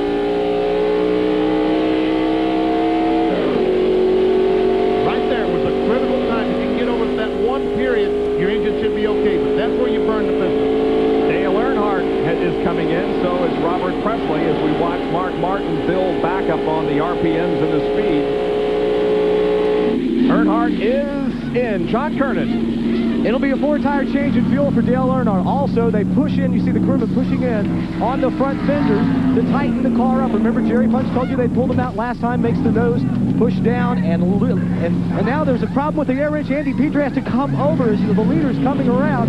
Petrie now on the left side. The air gun is broken, and Andy had to come across the wall and get one. Earnhardt, a very long pit stop, and now he's down and away. 26 even, Jerry Punch. And here are the lead two cars in the pit. We will expect to see a 4-tire change on both cars. You can see both cars pitting nose to tail. Sterling Marlin's Kodak Chevy, and in front of it, behind him is the DuPont Chevrolet Monte Carlo of Jeff Gordon. And they will push up on the rear spoiler on Gordon, try to correct a problem with the car being a little bit too loose. As Gordon is down and away, left side tire is going on the Kodak Chevrolet, and he will exit. Now here's the Budweiser Chevrolet. What a run Kenny Schrader had. Remember the problem he had earlier on the first pit stop of sliding by his pits? Not the problem now. They bumped the rear spoiler. A lot of drivers complaining their cars are getting very loose in traffic. As we saw, they bumped that rear spoiler on the Budweiser Chevrolet. Right side tires going on. They also make a chassis adjustment in the right rear. Now left side tires are on, and the Budweiser Chevy is down and away. A little under 20 seconds. 20.1 seconds. Here comes Morgan Shepherd, Michael Waltrip, Terry Labonte out in front of Ken Schrader. Great pit stop by the Sitco crew. Eddie and Lynn Wood. Now watch this. I want you to watch the 4 and 24 coming in. Jeff Gordon comes in. He will stop first. The 4 car will go. Now watch the DuPont crewman run and follow the 4 car. Watch that guy. What's he doing? He just stands there and watches these guys pit. Well, it looks like he grabs the right rear tire off the 4 car so it doesn't block the 24 in. Very good. Man, I thought he was part of the pit crew. Now, there is a space there between those two cars, but still, if there was a tire there, it would definitely delay Jeff getting out. Exactly. He was afraid he'd roll that tire in front of the 24 car. Now, Schrader did not overshoot his pit, but he sure had to climb on the brakes again. And a black flag for the 21, Bill. How come?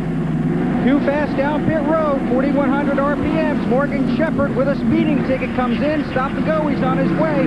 He was the dancing partner for Terry Labonte. Terry said, I'm not coming in alone, find me somebody that's going to pit with me. That person was Morgan Shepherd. Great pit stops by both teams, but Morgan too fast off pit road, extremely costly here today. You can have a good pit stop, but then you get penalized for going too fast on pit road. Sorry about that, guys. There's the 10 car of Ricky Rudd, and it is the leader of the Pepsi 400 at the conclusion of 96 laps. Back with more at the Daytona International Speedway in just a moment. Stay with us. On cable, throughout the years, there is one special friend that has touched the hearts of children everywhere. Lassie. Now, the cleverest canine of all is back in the adventure of a lifetime. It's an unforgettable new tale for the whole family to love. If you missed it in the theater, here's your chance to see the HBO premiere of Lassie. Cable, more heartwarming than ever. More choice, less money, Paragon Cable. Here at Jimbo's Dodge VW, we've made a world of difference in car buying with our volume pricing policy. Our promise to offer prices every day that the competition will not beat. And now we're bringing you even more, our first ever red, white, and blue tag sale. Not just one level of savings, but 3. Big discounts on our red tag cars, bigger discounts on all white tag cars, our biggest discounts on all blue tag cars and trucks. Jimbo's Dodge VW, a few money-saving minutes from anywhere. You should make sure you're extra ready for certain extreme games events. Take the Eco Challenge, for example. The whole team was finished 250 miles of kayaking, hiking, climbing, biking, all at the same time. Wow. I think there's a chance that someone's going to need some first aid, or second, or third. Where are the donuts? That's my question. I thought you guys would have them. The Extreme Games, today at 2 on ESPN. The Pepsi 400 from Daytona International Speedway, being brought to you by the more than 1,000 AutoZone stores across America. AutoZone, the best parts in auto parts. By McDonald's, have you had your break today? And by Firestone, America's tire since 1900. Here's Dr. Jerry Punch. Guys, if you watched the Ricky Rudd crew work on the Tide Ford Thunderbird, which was being shown as our leader, remember 2 years ago at Daytona in the 500, Sterling Marlin went 57 laps, ended up winning the race. Well, we're going to roll the dice in the Tide pit. Billy Engel told me this will be the final scheduled stop for Ricky Rudd. He said we are getting outstanding fuel mileage. Now, folks, that means if you got a calculator, they're going to have to run 63 laps on fuel. They're going to have to hope for some caution flag, but they do not plan to come back in. And if they don't, they'll win. How about that? Hey, Rusty Wallace at Talladega, remember the Winston Select 500? He was planning on running something like 70 laps. As a matter of fact, he did run 66 laps.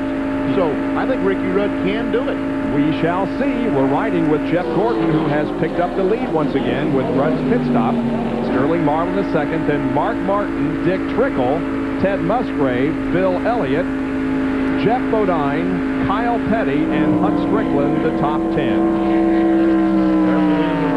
Jeff Gordon has won more money than anyone else in 1995, already over $1 million, and he has led more laps than anyone else.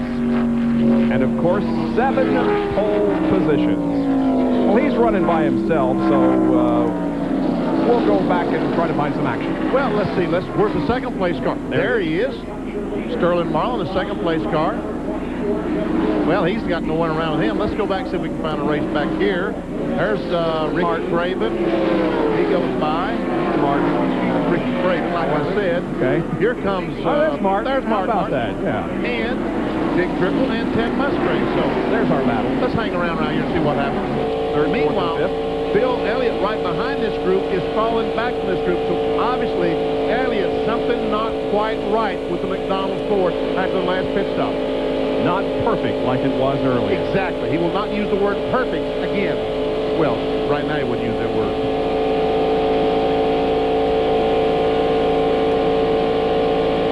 195, 197, 6,800 RPM. As he closes up right on the back bumper of Dick Trickle. Trickle having a very good day in the Quality Care Ford. Sure is.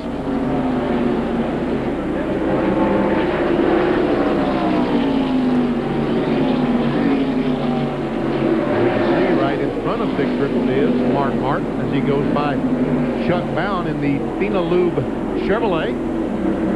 By the way, Dick Trickle's best finish of the year was here at Daytona in February. He finished 11th.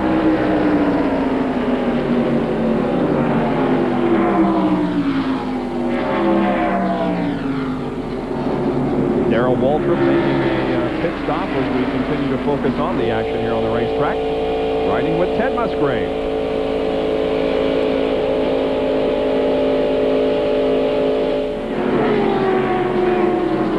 Derek Cope, Michael Waltrip, and Ricky Rudd are running together. There's Bobby Hamilton, the 43. Terry Labonte, the Kellogg's car, also as well. And we see Rudd. Some of these other cars might not be able to make it to the end, so Rudd right now just needs to catch on someone, draft, and try to win this thing on fuel mileage. This is 16th, 17th, and 18th here.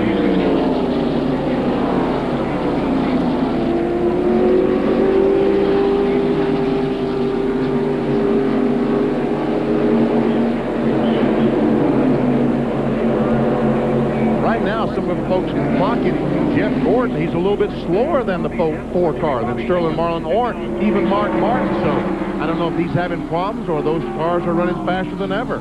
But right now, the 24, even though he's leading the race, is not the fastest car on the racetrack.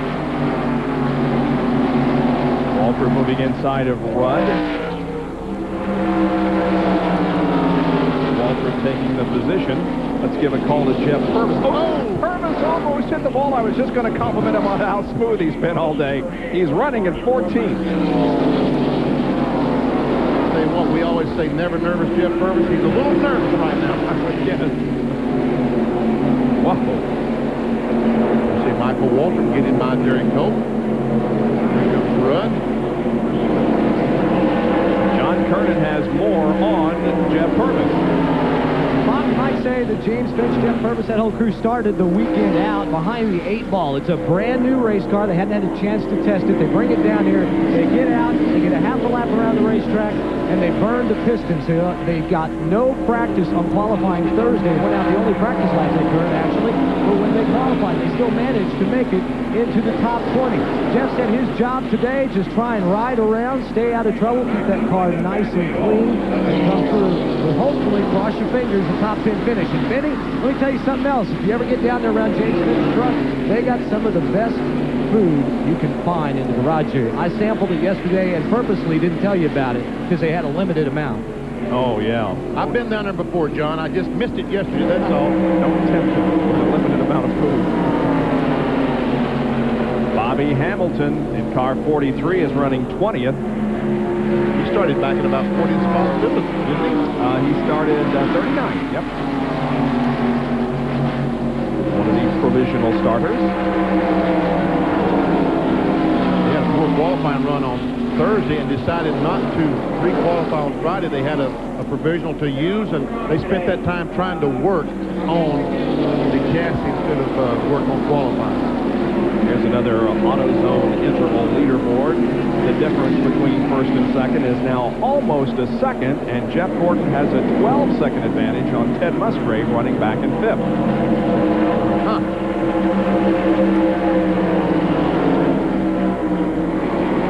Dale Earnhardt, meanwhile, is in 10th position.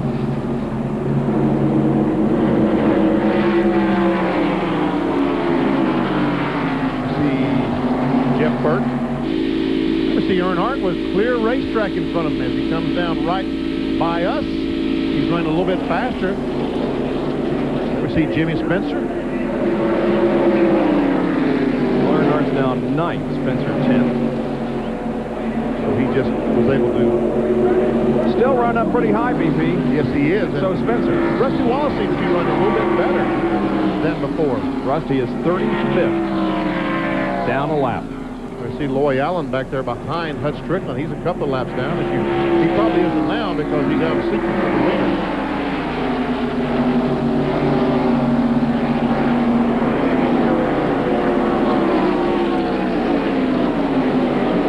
Loy Allen right now is only 1 lap down.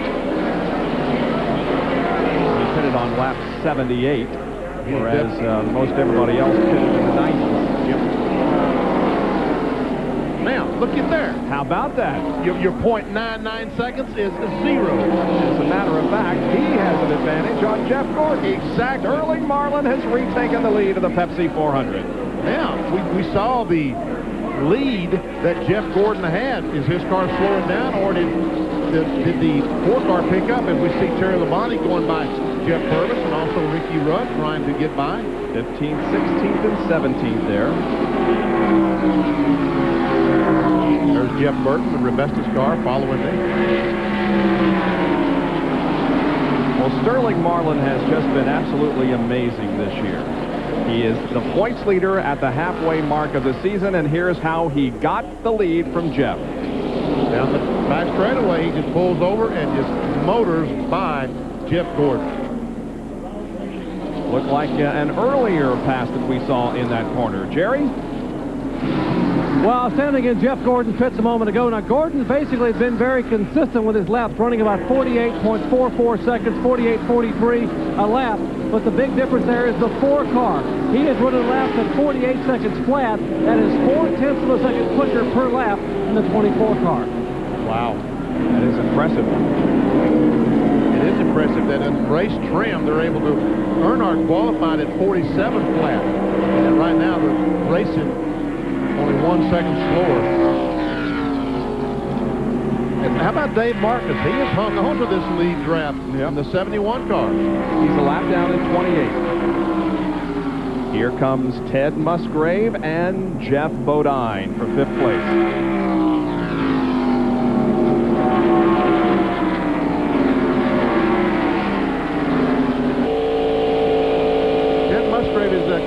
Quietly making a name for himself this year in Winston Cup racing, Bob. He sure is. Got a couple of third-place finishes and a second.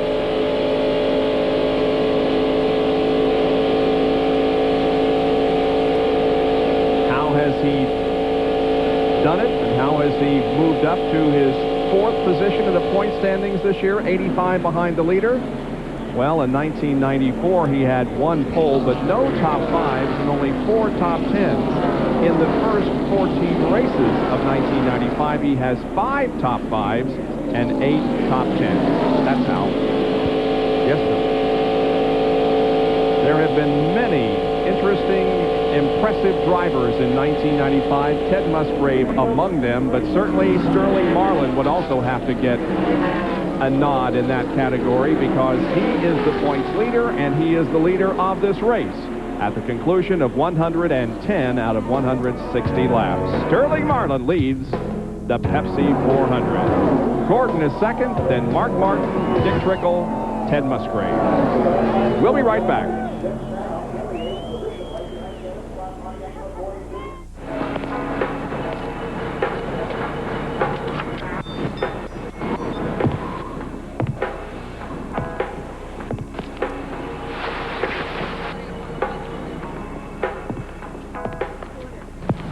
Cold filtered Miller Genuine Draft, the cold one.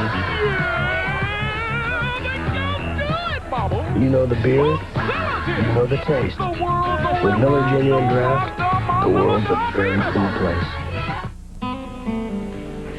You know, a lot of people who work on their cars will only shop at AutoZone. They depend on us for the best quality parts and low prices every day. They come in, get what they need, and then get back to work. Because you see, they believe if you want the job done right, you do it yourself. Well, at AutoZone, we couldn't agree more. Because when you take the time and the effort to work on your car yourself, you ought to be choosy about where you shop. We just thank you for choosing AutoZone. Hey, you know my crew spends hundreds of hours building those 5,000 horsepower motors. I can explode one in 5 seconds. And when that happens, nobody eats. That's why my guys won't run anything but Fram fillers. You know, Fram gets the nasty stuff out of the oil, so I can go to the other end with my candles lit. And you know, that's in about 5 seconds, nearly 300 miles an hour. You can look at these guys and see they eat pretty near every day.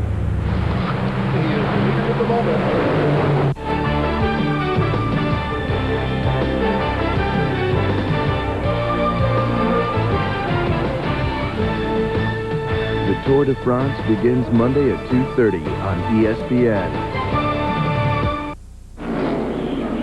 Bob Jenkins, Benny Parsons, Jerry Punch, John Kernan, and Bill Weber back at Daytona International Speedway. Happy 4th of July weekend to all of you. We're at the Pepsi 400, and we have completed 113 of the 160 laps.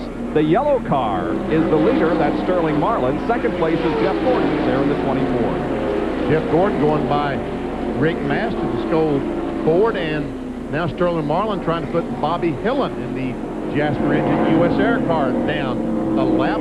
Trying. If he does put a lap on him, there will be 24 cars in the lead lap. Hillen is 25th.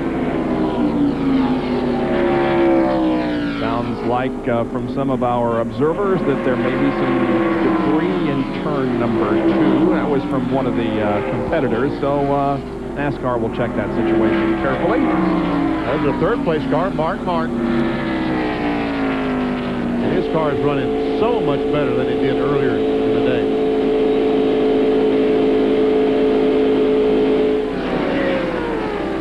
Fourth-place runner right now is Dick Trickle, and look, he is closing in a little bit on Mark Martin. How about that run for the Dickster, huh? And Jeff Bodine, Kyle Petty back up there, and Ted Musgrave.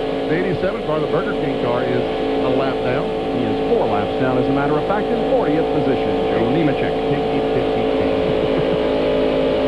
Hey, I grab at every opportunity to bust you.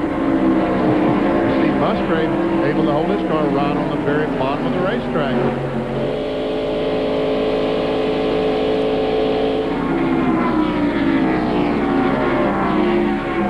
Let's see where Bill Elliott is. He certainly isn't as strong as he was earlier. He is back to 8th position. Bill, what's wrong with the car? Well, Bob, when they pitted, they only changed 4 tires, and Tony Gibson told me that's the problem. Bill's pushing on this set of tires. He's loose out there. He's radioed back in that he can't hang on to it anymore, so he's just going to stay out there and ride around until they get a caution or need to pit. So Benny, I guess perfect only lasts 1 pit stop here at Daytona. Yeah, exactly. He would not use that word right now, I don't think. You know, Bill Elliott was one of the drivers yesterday announcing the groundbreaking of the Daytona USA, what is that, theme park, or they're going to have here at the Speedway? Right by the main office. Looky here, Jeff hey. Gordon closing up on the back bumper of Sterling Marlin. So Marlin didn't run away from Jeff, although he passed him and put a few car lengths between himself and Jeff, but now Gordon is caught right back up. And I tell you what, Jeff Gordon is just cooking right now. He is absolutely so hot because all the hot air from his car and from that 4 car is coming right back in that car. They want to come up now and make the pass and get away. They don't want to run those still, Bobby. It's simply too hot in those cars. While we watch this, Bobby Hamilton is on pit road. An unscheduled pit stop for the Richard Petty car. Oh, look at this. Oh, man. Jeff Bodine and the 37 almost made contact as they came off that corner. John Andretti that they had to scramble to get by. Andretti running back in 29th position, a lap down. Let's see that again, huh? There we see the 7, Jeff Bodine, as he closes up on the back bumper of Andretti. Closed very quickly. Andretti having some trouble getting to the corner. Kyle Petty is closed up on the back bumper of Jeff Bodine. Jeff is 5th. Kyle 6th. There's a rundown. The top 15 cars. We see that Terry Labonte right now in 15th place. Earnhardt in 9th.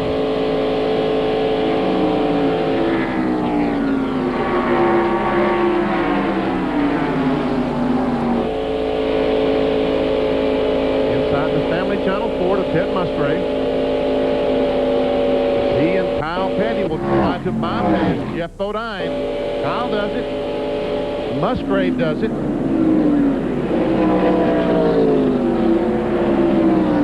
Jeff shuffled back a couple of spots to what, 7? Yep. Kyle up to 5th, Musgrave to 6th. Tell you what, after Nemechek fixed that spark plug, the car's running very well. He stayed right up with this group in the last few laps.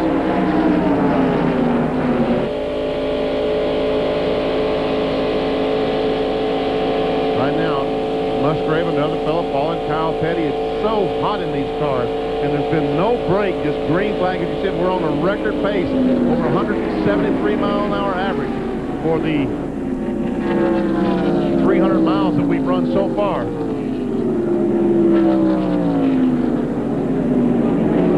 Looking for Terry Labonte, who is back in 15th.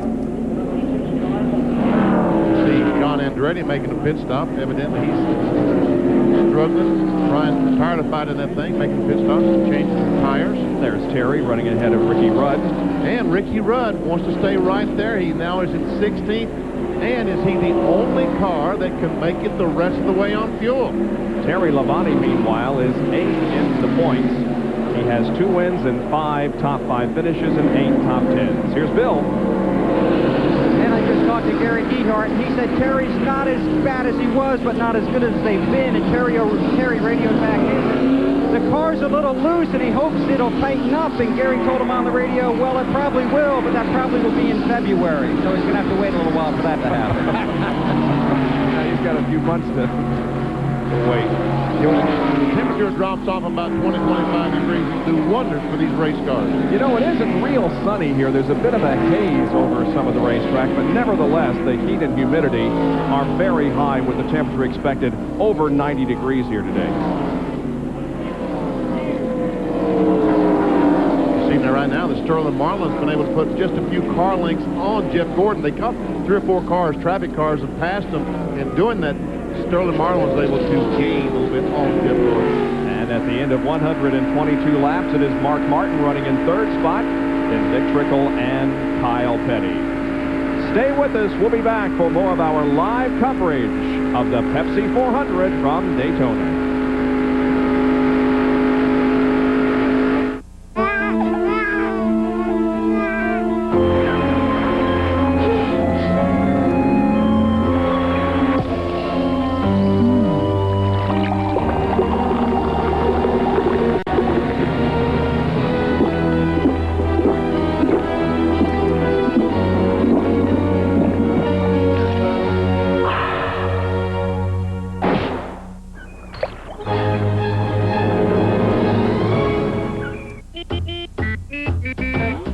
Have you had your break today?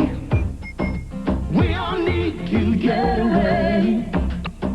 There's one place that's on your way. McDonald's is your break today. Have you had your break today? Easy does it McDonald's way. Taste the place of smiling day. Ooh, yeah, yeah, yeah, yeah. Have you had your break today? What, is this your idea of excitement? Let me tell you about exciting, okay? Driving around a racetrack at over 200 miles an hour, that's exciting. These are just flakes. Well, what do you think? These are really good. They're crispy, too. Really?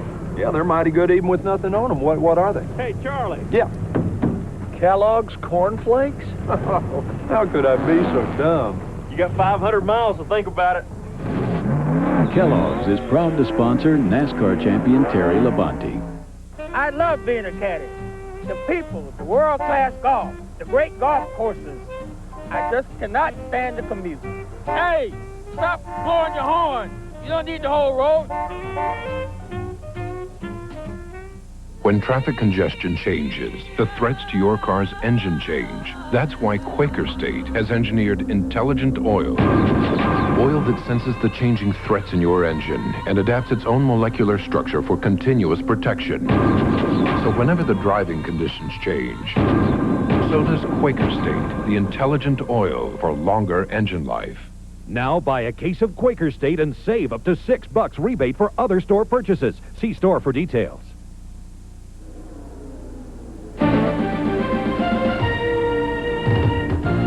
Track Facts are brought to you by Quaker State, the intelligent oil for longer engine life. In the interest of safety, NASCAR has mandated that on super speedways, the rear spoiler be a minimum of 40 degrees. Now, NASCAR would check the rear spoiler prior to the race and as the car stopped on pit road after the race. But the crews were able to get around that. Let me tell you how they did it. They made the braces on the rear deck of the car very, very weak and the rear deck itself very weak. So at speed, as the wind would push on the spoiler, it would begin to lay back at less than 40 degrees. And we're smarter than NASCAR, but not now. As of this race, NASCAR has built a brand new gauge. This baby right here weighs 11 pounds. They hang that gauge on the spoiler and pulls down 11 pounds, and the spoiler has to be a minimum of 40 degrees with all that weight on it. So you got to make it very, very strong and firm where the wind won't move it. Bob? All right, thank you, Jerry. Jack Roush had the most popular truck here on Thursday, the first day here, because he has a machine shop in the back of his truck, and they were all in there making braces for the rear spoiler.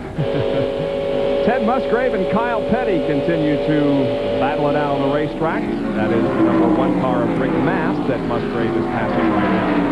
And once again, we saw in NASCAR today Rick Mast talking about getting out of Rock Bridge, Bass County. Easy for you to say. Rock Bridge County, Virginia, where they've had all the floods. A helicopter or something? Was it a helicopter? Yeah, they sent a helicopter for him. He's not having a lot of luck up there in Virginia. Said he built his house a quarter of a mile up the road and on top of a hill to prevent the flooding that he experienced early, but still the water has gotten up to him so that he had to get a helicopter out of there. Bill Elliott's problems continuous. Jimmy Spencer goes by, here goes Robert Presley, and here goes Hutch Strickland, where I say there goes. He tries to go. Side by side when they get to the corner.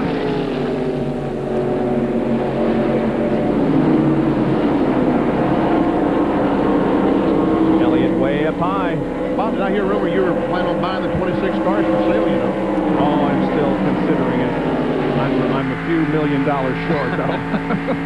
Kenny Bernstein, the owner of the Quaker State Cars, announced he would sell that team, or is going to sell the team. How about you? No, thanks. Me and you and all of us here together probably couldn't run up enough money to buy that. The 19 car is a couple of laps down. Boy Allen. Just one in 28th position. But still, he's hanging right with Elliott. Elliott right now, about anybody can hang with Elliott as he struggles trying to get around the racetrack. Oh, we got a crash. Our first of the day involves Jeff Purvis. He came off corner, but did he hit anything? I guess he did hit something, Benny. Although no, not yet. Well, maybe not. He just got some flat tires. And right now, we see he's knocked the front air dam off the car down in the grass. He's trying to get back to pavement, but the car stalls right there. Caution is out for the second time on lap 131. Jeff Purvis off of corner number 4. Slid down through the tires are flat now, and it won't go. He's trying to move forward, but the bottom of the car is dragging the racetrack, and he just can't simply go forward. Here it is once again. We'll see what happened. There he is. Right in front of the leader, Sterling Marlin. Oh, woo! Watch, we see the tires blow out. Now he gets in the grass and starts doing some plowing, and that's not good on those cars. See how flat the tire is, and it just will not roll. They'll have to get the record there to pick the car up. Watch as he throws the dirt. Look, he's trying to, the car is high-centered, and there's no traction there under the rear wheels. Oh, he's sure digging a hole, though. And France is not going to like him digging up his dirt like that. Well, now we're going to see. Now, Ricky Rudd's, all of his plans gone out the window. Right. Because they're all going to pit, they're all going to change tires, and all of them can make it from here. We have 31 laps to go. I'm proud of you. You did that very well. How about that? You'll all show up this time. What? Sure they will. They're just playing cat and mouse here. Here comes Marlin, Gordon, Martin, and the others. All those on the lead lap, or most of those on the lead lap, coming in. All those cars staying on the racetrack are laps down, cannot pit. Only cars on the lead lap allowed to pit the first time by. Jerry Punch. And here's Martin, Marlin, and Gordon pitting about 15 feet apart down toward turn 1. We would expect to see a routine 4-tire change. They clean the windshield on both cars, pump them off in fuel, and as you said, Benny, everyone can make it the rest of the way here on fuel, no questions whatsoever. A chassis adjustment on the 24 car. And a little bit on the Marlin machine, too. Yes. Jeff Gordon had a little bit the fastest time, and he does beat Sterling Marlin out. Here comes Martin. Who'll be the next car? Looks like Kyle Petty, then Dick Trickle, Musgrave, and Earnhardt. Good pit stop for him, and Jeff Bodine goes out. And then Ricky Rudd. Elliott has to go to the grass to avoid hitting cars as he comes out. Now that'll get the car back to the pits. Meanwhile, the wrecker has arrived at Jeff Purvis's car. He's the reason for the caution here on lap 131. These announcers gotta go. Right. Baker steps in. He's batting .206 and making $3 million a year. Yeah, that's fair. He's checking the sign. What's he saying, Steve? Good news. I'm having your baby.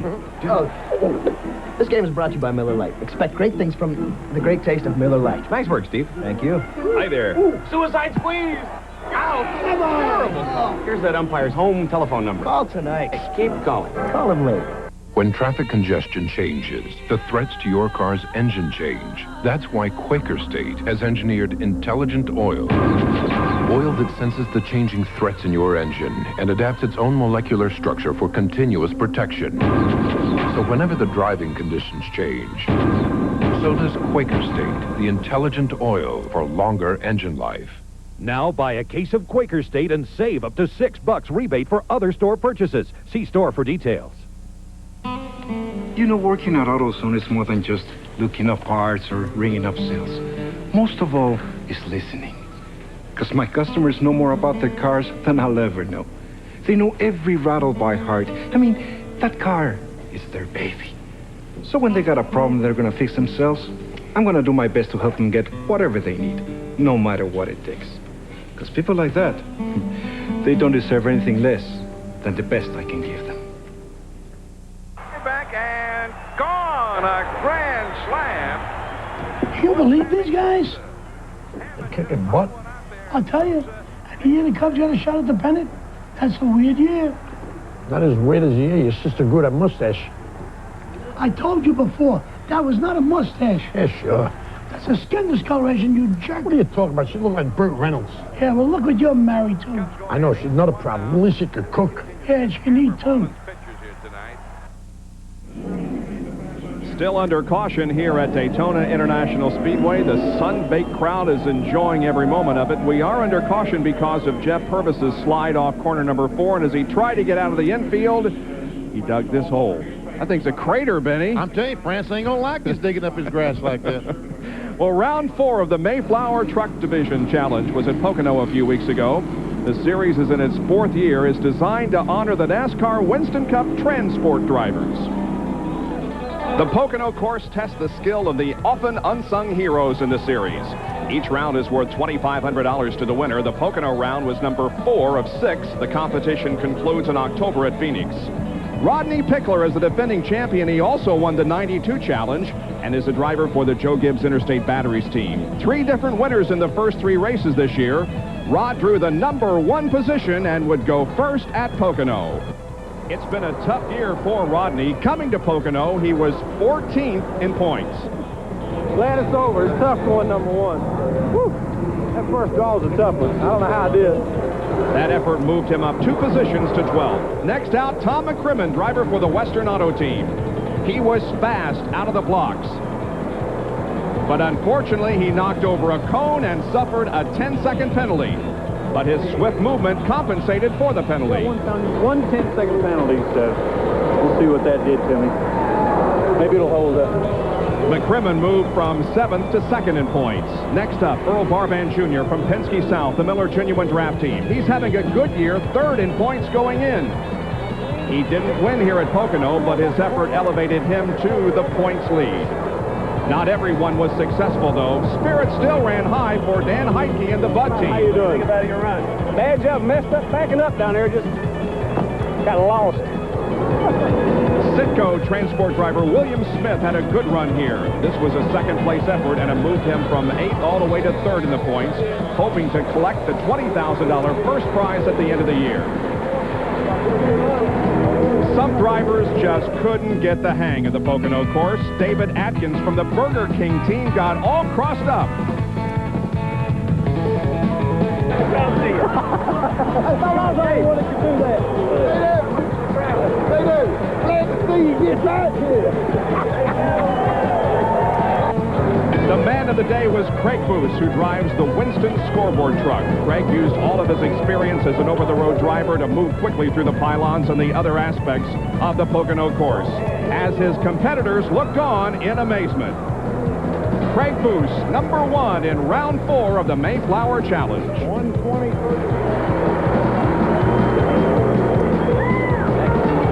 Did you get that run? That's real good, I hope. Penalty. You're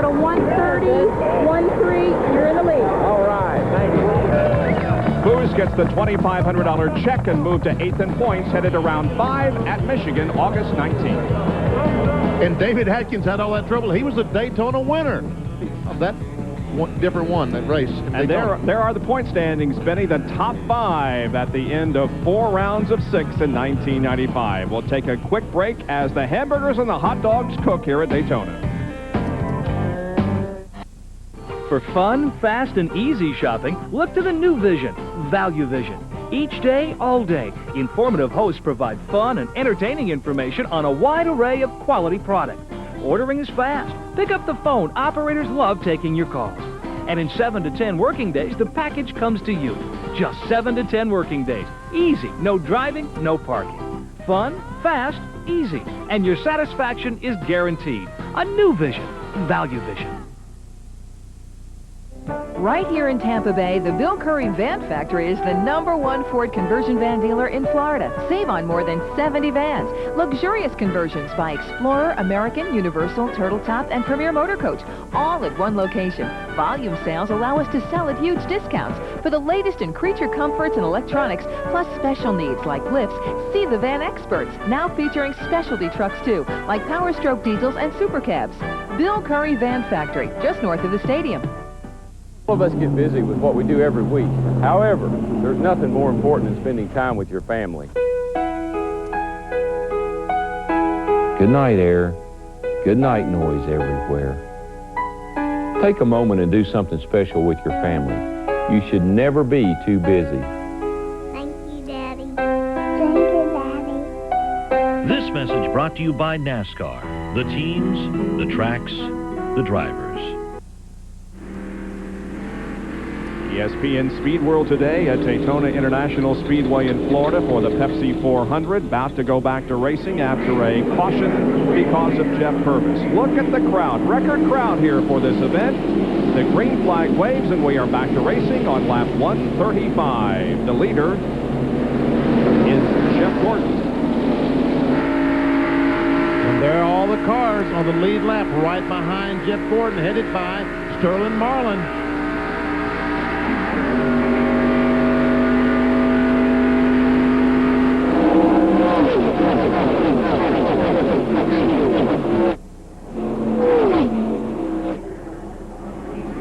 Budweiser race recap.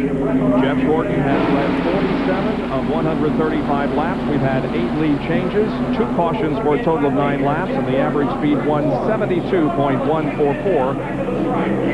And those that have led a lap include Earnhardt, Marlin, and others. And those are the drivers that have dropped out of the race. Not a real long attrition list so far in this event. 3 wide here in the Tri-Oval. Let's find out what our pit reporters are thinking about. We'll start off with you, Jer.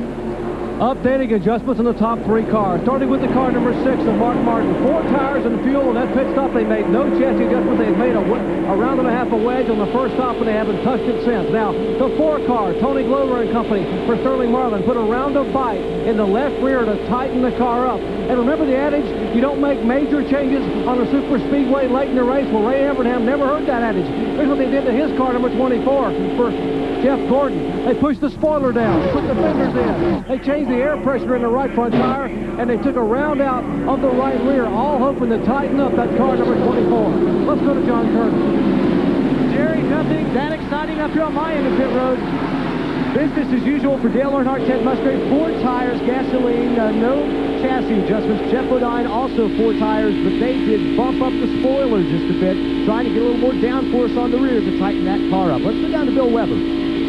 John, that caution saved Bill Elliott. His team was preparing to pit his car on that lap when Purvis crashed, so they were able to stay out and come in under the yellow. They put 2 rounds in the right side. His setup had soured terribly. Bill simply couldn't hang on, so they think they might be coming charging back. They're hoping to get a better set of tires this time. Terry Labonte was just told by crew chief Gary Deher, you're as fast as the leaders, stay tight on the restart. His spotter told him, Terry, all you got to do is pass 15 cars and you'll be right there. Yeah, it sounds easy, but I don't think passing 15 cars is going to be real easy this afternoon. Neither do I. And besides the number 716. There we see Terry Labonte as he closes up on the back of Greg Sachs. There's a lead. We see Mark Martin stand on the back bumper of Sterling Marlin. I wondered, Mark Martin kind of maintained between Jeff Gordon and Sterling Marlin, and he did it all by himself. Now, Dale Earnhardt, he's had trouble today. This pit stop, these guys have made some changes, and we see Kyle Petty slow as he comes off that corner. Oh, he got way up high on the track, loses several positions, but is trying to gain the momentum back. Kyle Petty might have a problem. A couple of lap cars got around him, Ricky Craven and Brett Bodine. And now Ken Schrader has passed him. Now the car seems to be back up to speed, so maybe it was just the fact he got the car out of shape. Or it could have been a situation similar to Mark Martin experienced earlier when the ignition shut off. Could have been. There he is right in front of Morgan Shepherd in the Sitco Ford. I'm on the inside. Got one. Still down low, still down low. Chucky telling Morgan Shepherd the car's still low. They're all around. They're all around. And the word is that Kyle just got out of shape and had to get out of the throttle, and before he knew it, he lost several positions. We'll see him as he tries to find his way back to the front. Come on the outside, on the outside. Clear after the 10, clear all around. Inside, inside. Clear after the 23, clear all around. Man, those spotters got more to do in spot, don't they? They really do inform you as to where the other drivers are and what you should do.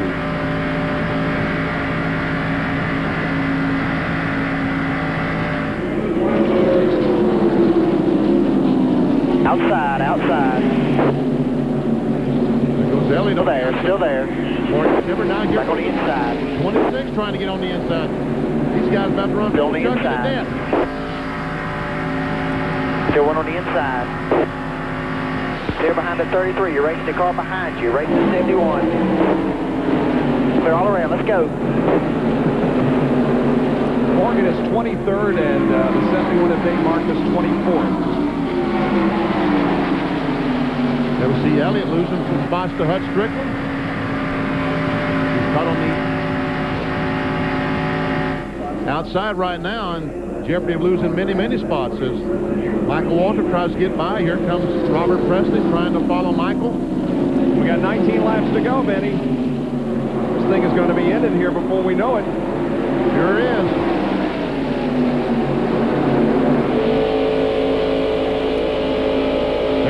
Earnhardt has been able to get by Musgrave. Now, this was the fastest car in practice, the Goodrich Chevrolet. Is he as fast now as he was on Thursday? If he is, those guys in front might be in trouble. Earnhardt's running 5th. Ted Musgrave is 6th. There we see the leaders. Jeff Gordon, Sterling Marlin, and Mark Martin.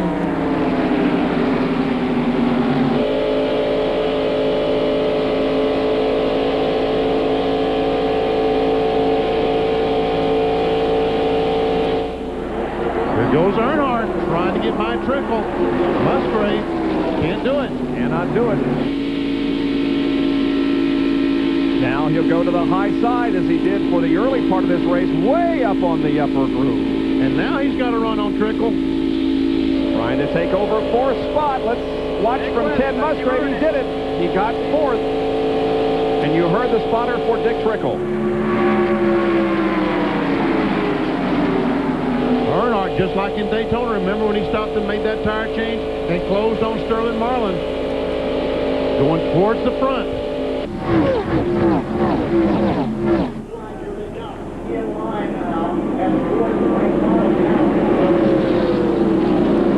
Lake Speed. Boy, he's had a good race. He's had a good race. Kenny Schrader going by Brett Bodine, the Lowe's hardware car. Until he lost the lap, he ran with the top 10, but now Lake has dropped back to 20th position, a lap down. And he was racing with the 11th for the spot, so now he has that position on Brett Bodine. Here's the race for the lead. We know how strong Gordon is. Sterling Marlin, we know how strong he is. Here we see Hutch Strickland trying to bypass Ricky Rudd. That's for 10th position. Looks like they're about even, huh? Yeah, they do. Now is the low groove, the shorter way around the racetrack, going to work for Hut Strickland. Here comes Michael Waltrip to help him. And Robert Presley and Bill Elliott. Now they move back. Oh. So Mike says, okay, you can't outride on the inside. Here comes Presley and Bill Elliott. Well, Elliott couldn't get the job done.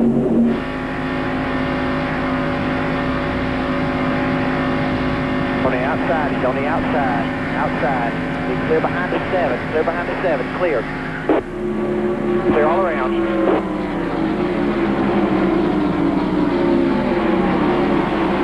Trying on the inside. It's a battle for position, Marcus and Shepard.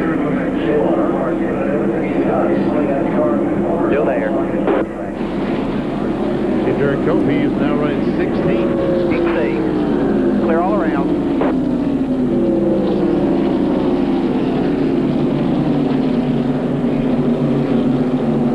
We've only got 15 more laps to go. There are the top three. It's Jeff Gordon leading Sterling Marlin, Mark Martin, Dale Earnhardt, and Dick Trickle. We'll be right back.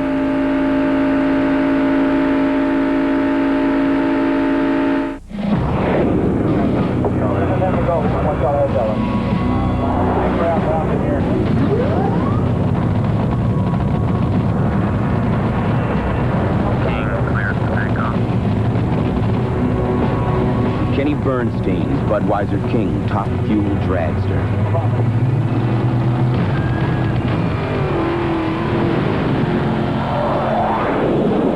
Who says you need wings to fly?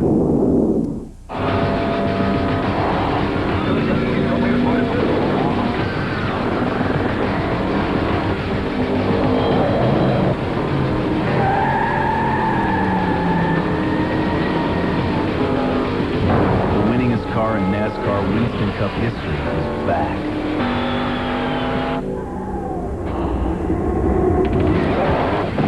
Introducing the race-modified Chevrolet Monte Carlo. Nobody undersells Western Auto on name brands. To make sure, we price check the competition daily. We even offer an unbeatable low price guarantee. Check our serious savings on Castrol Syntec Motor Oil. Just $3.39 a quart after rebate. Castrol Syntec protects in ways other oils can't. Hey, for name brands at no-name prices, get serious. Get Western Auto.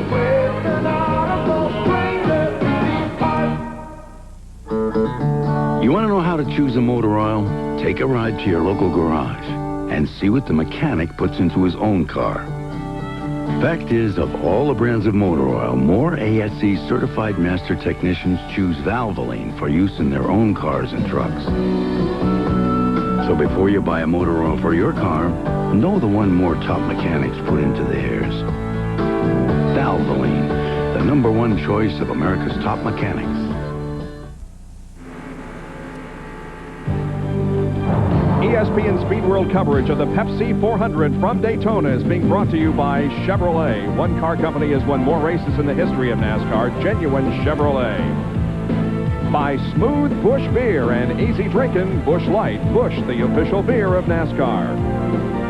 And by NASCAR Story. To order, call 800-71-NASCAR.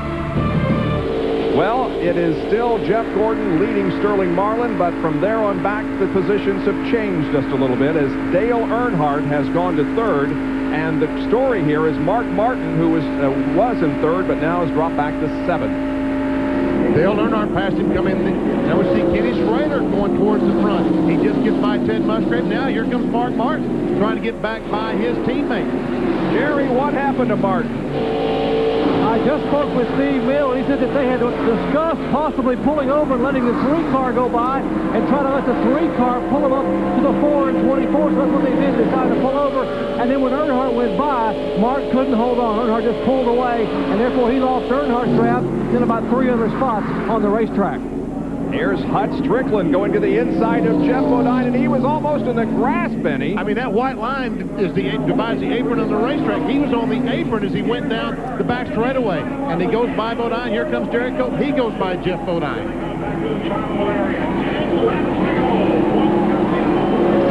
Now let's go back to the front. And is this how we started the race or what? First, second, and third of the points are running in the top three at the moment. Sterling Marlin, the points leader, is second, or rather, second.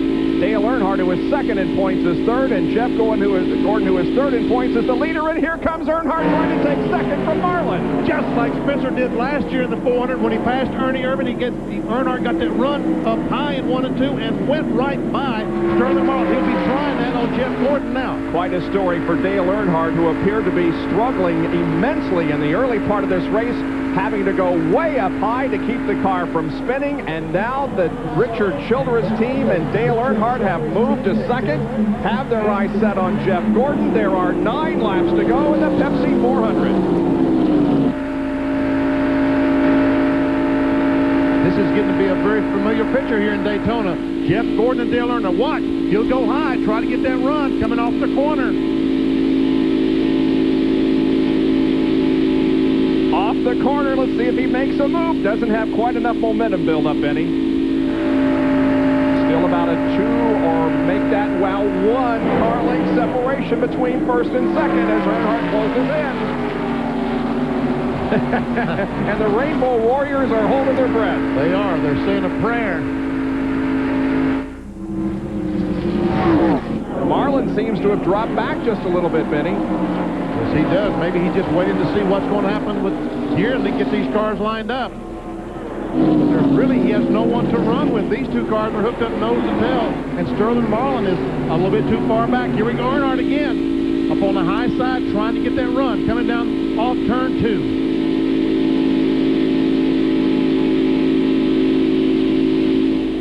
He lost ground that time. Yeah, he did. And here comes Trickle and Schrader. And Mark Martin. Don't go away, folks. This thing is far from over.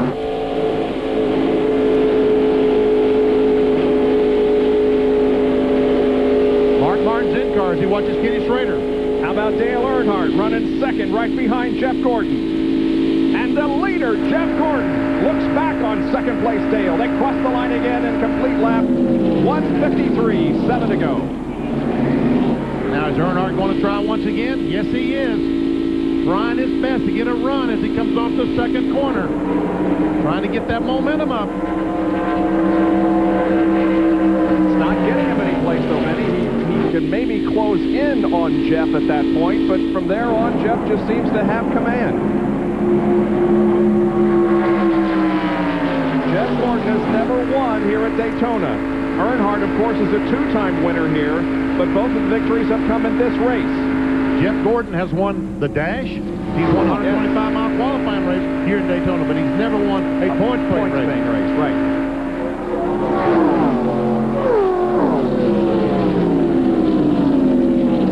Bill Elliott going by leg speed, trying to get back to the front. The 9 car is a lap down. Bill Elliott running in 10th position. Once again, Earnhardt up on the high side of the racetrack in turn 2, off the banking now and down the backstretch. They just can't mount a charge. 5.5 laps to go.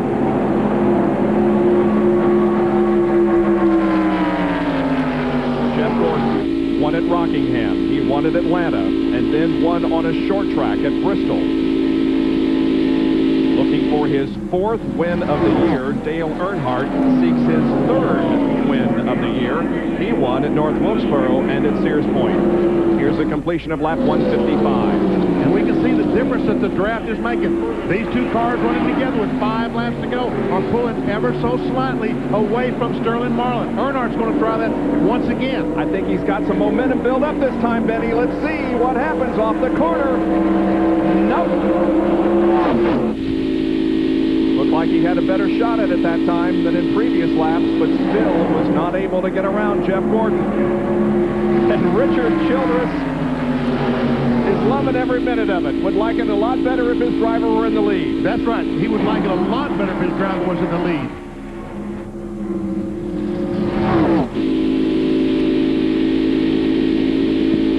You know, right now Earnhardt keeps trying that high groove,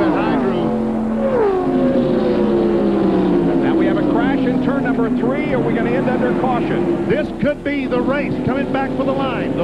These cars did not take the yellow flag. They will be racing back to the line, and the race might be over when they get back. It's Mike Wallace who has crashed in turn number 3. However, the car has slid clear down to the infield grass. It is not in anyone's way. Now let's see, as they come off the back stretch and into turn number 3 once again, what is going to happen. This could be the race. The caution flag is waving. The 90 car is underway. He did not stop. We have a safety truck going to him. Here they come off the 4th corner. Onto the tri-oval. This could be the race right here.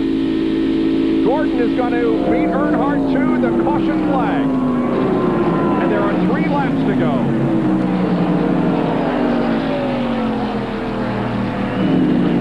Ever see Mike Wallace? He has a car off the racetrack. They'll send out a truck quickly to see if there's any debris down there. And we might see green, white at the same time. Yep, they would have to get the 1 more lap to go signal this time around. That would signify the completion of lap 198. 158? Yeah, 158. They would get the green on 159 for the 1 lap dash. Here is the replay of Mike Wallace's crash in turn 3. He goes up, just brushes the wall with the rear and goes up, and I think he's going to do the damage to the front when he comes down off the bank and hits the apron of the racetrack.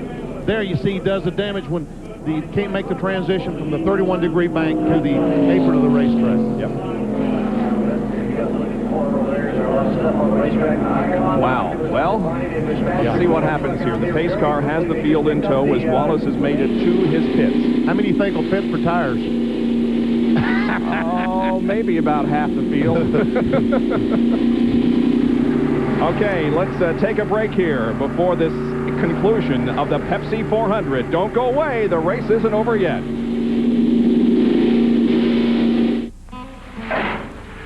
Well, the battery's good, and the starter's brand new, so I figure it's got to be the alternator, right? I go into the AutoZone, get a new one. When this guy says, well, let's check the old one first. No sense buying something you may not need. Well, turns out it's a voltage regulator. I tell you, I could have spent a lot of time swapping out parts till I got it right. But with AutoZone, piece of cake.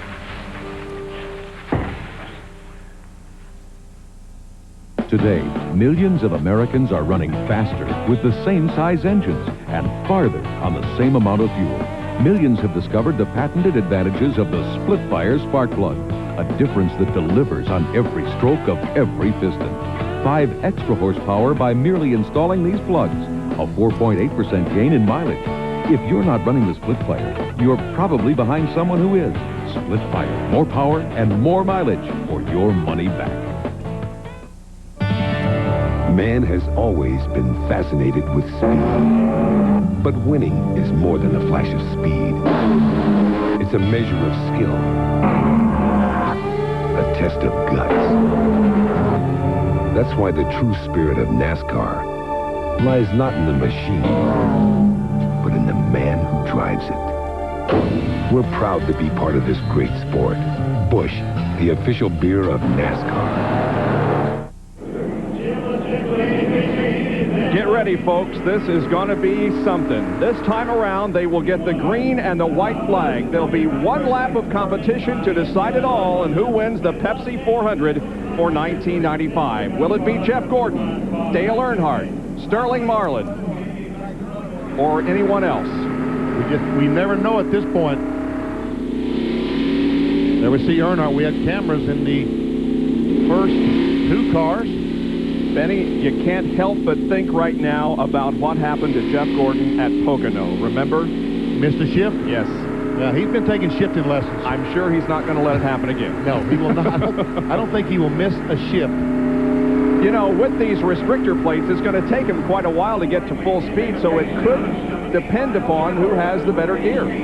Well, that's right. And drafting is going to be very, very critical down that back straightaway. They could be 5 abreast down the back straightaway because at a reduced speed, drafting even more critical. Here they come. Get ready, folks. Here we go. Jeff Gordon has the field in tow, looking for the green. It's out. The green and white simultaneously. 1 lap to decide who wins the Pepsi 400.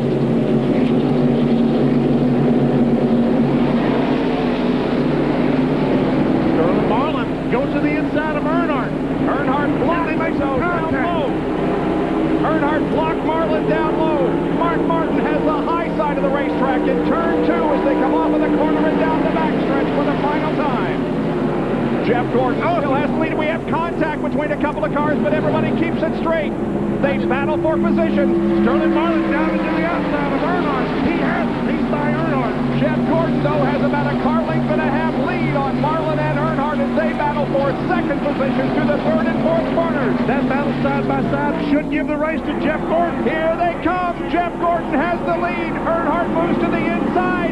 They scramble. It's Jeff Gordon winning. And I think Marlin got second.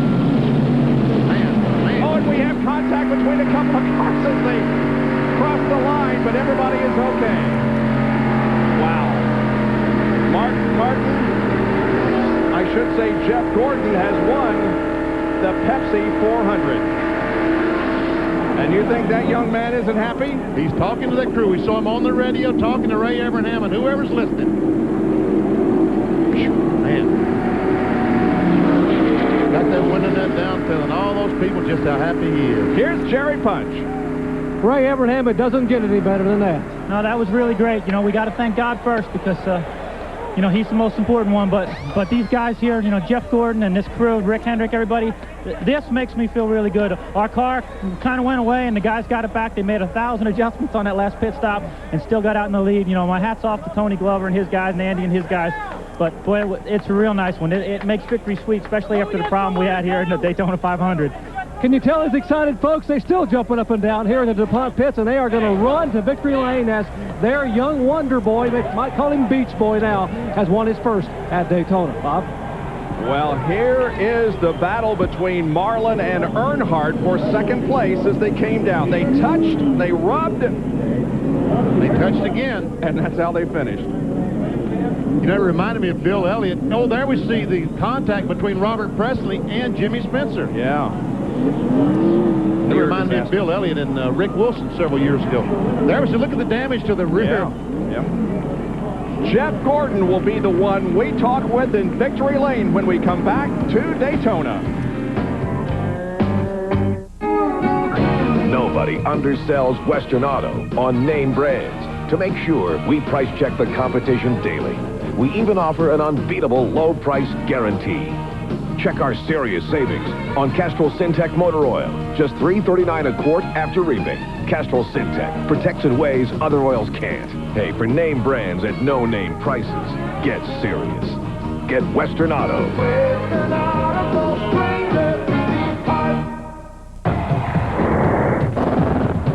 At Chevrolet, we're not just out here winning. We're testing suspensions, developing more powerful engines, and learning more about aerodynamics. Because if you want to bring more race-winning technology to the street than any other car company, sometimes you have to work weekends. That's genuine Chevrolet. You want to know how to choose a motor oil? Take a ride to your local garage and see what the mechanic puts into his own car. Fact is, of all the brands of motor oil, more ASE certified master technicians choose Valvoline for use in their own cars and trucks. So before you buy a motor oil for your car, know the one more top mechanics put into theirs. Valvoline, the #1 choice of America's top mechanics. Give me that thing. Come on out. Come on out. Okay. I didn't need that. All right.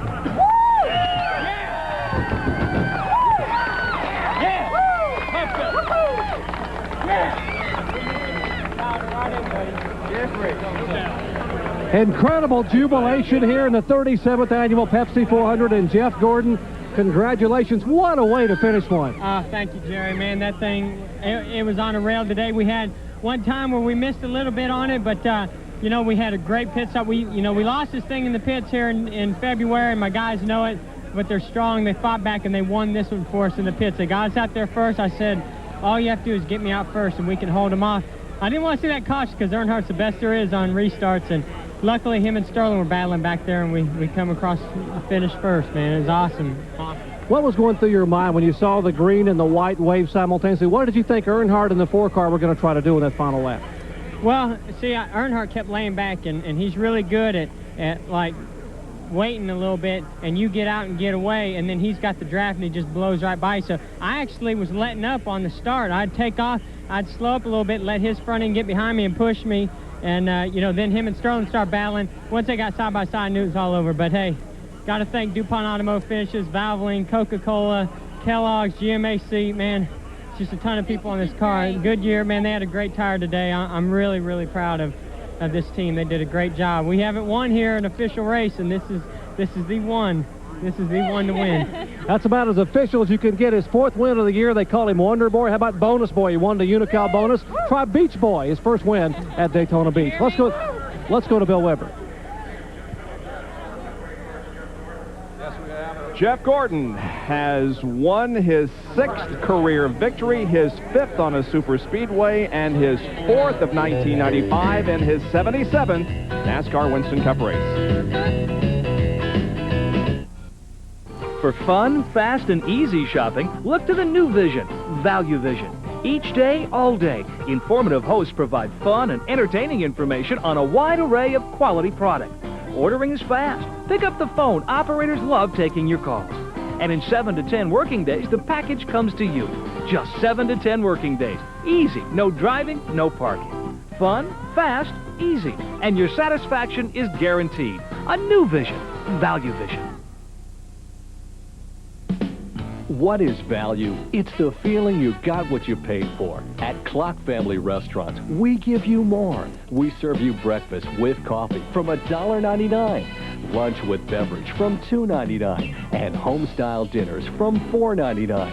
Cooked to order and served with a friendly smile. What is value? This week at Clock, it's our complete dinner values from $4.99. Clock Family Restaurants, Florida's best food value.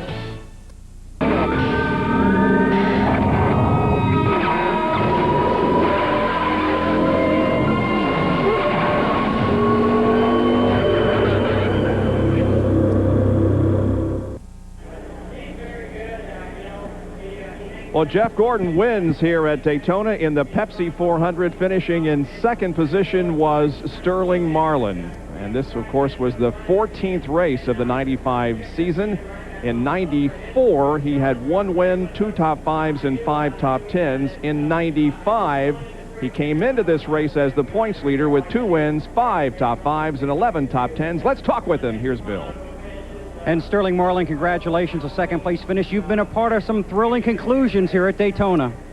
Well, we come up a little short. We had a real good car, and we just got off on the chassis at the last. Couldn't, the car got to pushing real bad, and we had to lift, and lucky to get 2nd. Dale was coming at the end, and we had a good battle there at the end, fighting for 2nd. So, come up a little short. Like I say hi to my grandmama at home. She's a little puny, so we'll be able to see. Can you walk us through that last lap? Take us around, Sterling. Well, we went in 1, and I had a good run at Dale and started on the outside, and he moved up, so I cut under him, and he cut down on me. And like wrecked us both down there, and had to back up, and everybody else got jumped up behind us, and started down the back straightaway, and he jumped up. I jumped on the outside of him and got by him going in 3, and we was beating the bang and coming through here. Had a good time. You didn't look at any of that behind you, did you? No, I was too busy trying to keep mine in the right direction. I had a little help from the left rear quarter panel, just trying to steer it straight. There we see Earnhardt. There we see just a little bit of contact going down in turn 1 between Sterling Marlin and Dale Earnhardt. Down the backstretch. They finally shifted into high gear at that point. Now the 4 car is going to be beside of him, and that's what's going to win the race for Jeff Gordon. There we see the 4 car come in there.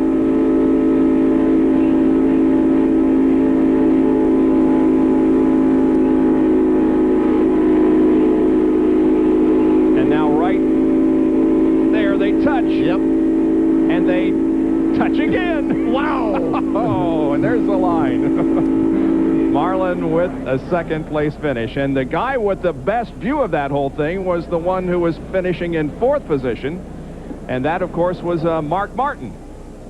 You gotta hurry. Go Bill. Well, Mark, 4th place finish here today. Some wild moments down the stretch. Well, that's what happens when you have cautions on these speedway races. Ben, it was wonderful going green all that long distance. Our car, we didn't have anything for those Chevrolets at all, but on the long runs, we could hold her on pretty good. And I was hoping it'd go green all the way. Those last 2 cautions, it killed us. Then we lucked up and got a 4th place anyway, so we'll take it as we had an awful good Ford today, and so did Ted Musgrave, and we got to be proud of that. Good day for Roush Racing. Now let's hear from Dale Earnhardt. Well, Dale, what a finish there. You almost had it, but just not quite enough, huh? Well, second was all I was going to get, it looked like, and then they had the caution, and that last lap, it was all I could do, just keep Sterling behind me much. If he had passed me, they'd all passed me, and it was a bump and run kind of thing. It was just using all the race car we could, but, you know, he got by us anyway. He had the best car in the last lap there. But a great job by your crew after having that miscue on the pit stop. You got behind. They worked on the handling all day. Well, we came back up there. The car's a pretty good car, and the guys worked hard on it. And, you know, we just ran decent all day. We just never did have that edge that we needed in Daytona. Well, a lot of people thought that this would be the guy with the edge, but today comes home third. Dale Earnhardt in 3rd position. The Pepsi 400 won by Jeff Gordon in a dramatic last lap dash. Back with more right after this. It was here, at this place and this moment, when Pontiac became Pontiac Excitement. What do you think she'll do? Well, let's just see.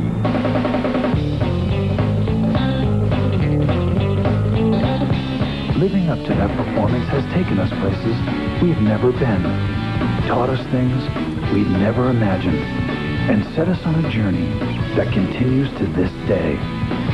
You can feel it in the supercharged power of Bonneville, the multi-valve response of Grand Prix, and the chorus of angels singing under the hood of every V8 Firebird.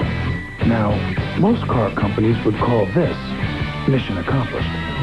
But to Pontiac, the excitement is just beginning.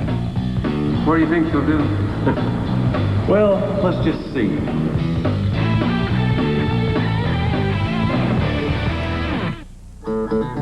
You want to know how to choose a motor oil? Take a ride to your local garage and see what the mechanic puts into his own car. Fact is, of all the brands of motor oil, more ASE certified master technicians choose Valvoline for use in their own cars and trucks. So before you buy a motor oil for your car, know the one more top mechanics put into theirs. Valvoline, the #1 choice of America's top mechanics. Every day, we all find a way. A promise made, a promise kept, giving it our best. America's most complete source of auto parts, a national warranty program, and customer service only Napa can give. No wonder more people trust Napa to keep their vehicles running. We keep America running. We keep America running.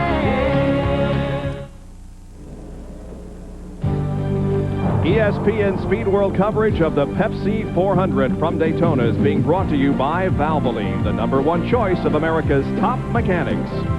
By Pontiac and your local Pontiac dealer, we are driving excitement.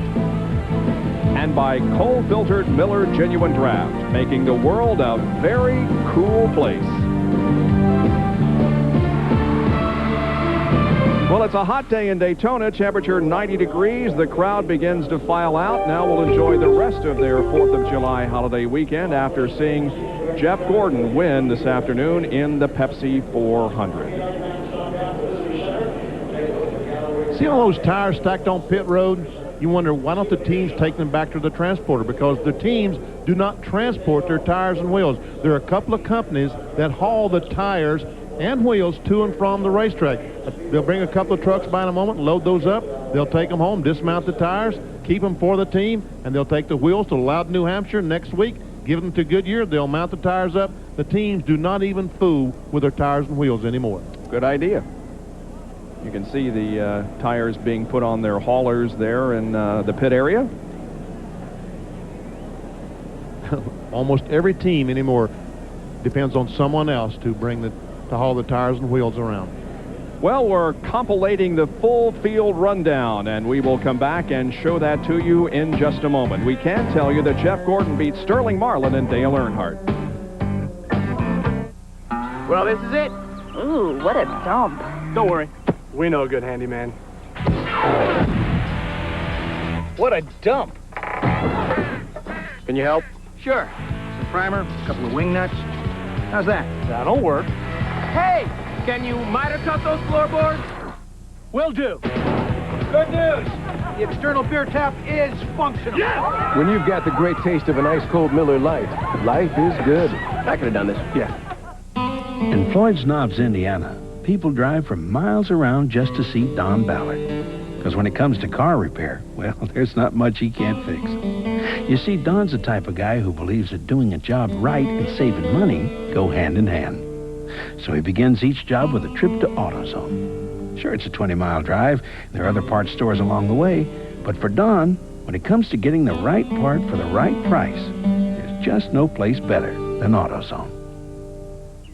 I think you two should make sure you're extra ready for certain extreme games events. Take the Eco Challenge, for example. The whole team has finished 250 miles of kayaking, hiking, climbing, biking, all at the same time.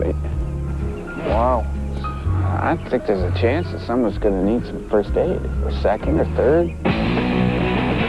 Where are the donuts? That's my question. I thought you guys would have them. The Extreme Games, tomorrow at 2 on ESPN. Back at Daytona, the 37th annual Pepsi 400 is history, and we're here in the garage area with Ted Musgrave. Ted, you finished 4th in February, 5th here today. You got to like this place. Yeah, I never did used to like the Daytona, but now that I got in that Roush car, it's altogether different. They handle good, they got the right horsepower, and you can make a lot of moves out there I never had to do before. That last restart, you were 7th on the restart. You ended up gaining a couple of spots. If you'd had a couple more laps, could you have made it more? Well, it's the way they were beating and banging on each other. Mark and I just hooked up on the outside to get a run on them, and it worked out really well to pinch off the guys down low so we can stay in the draft down the backstretch up high, and it got us a few positions. So I think if Mark and I work together again in Talladega, we'll be in good shape. This guy's in great shape when it comes to the point standing, still in 4th position overall. Let's check in with Bill Weber.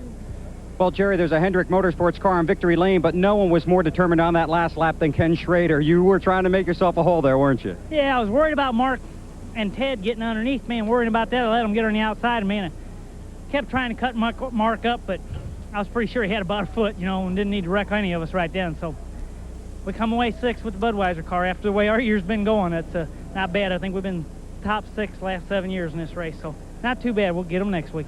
So lift for Ken Schrader. Let's go to John Kernan. He's got Kyle Petty. Well, Kyle Petty looks pretty good right now. He's sitting here doing the interview on MRN Radio. Kyle, of course, a few races we have seen you this year, Kyle. You get out and you look worn out, but you had a little something different in the car, something that we showed the folks at Talladega that Bob Shack had in an ARCA race to blow cool air into your helmet. How did it help? I think it worked pretty good. I'm not passed out laying on the ground, so I have to say, and it was really, really hot. The ignition got hot and went out in the car, and we kept having to pour water and stuff on it, kind of like Mark still.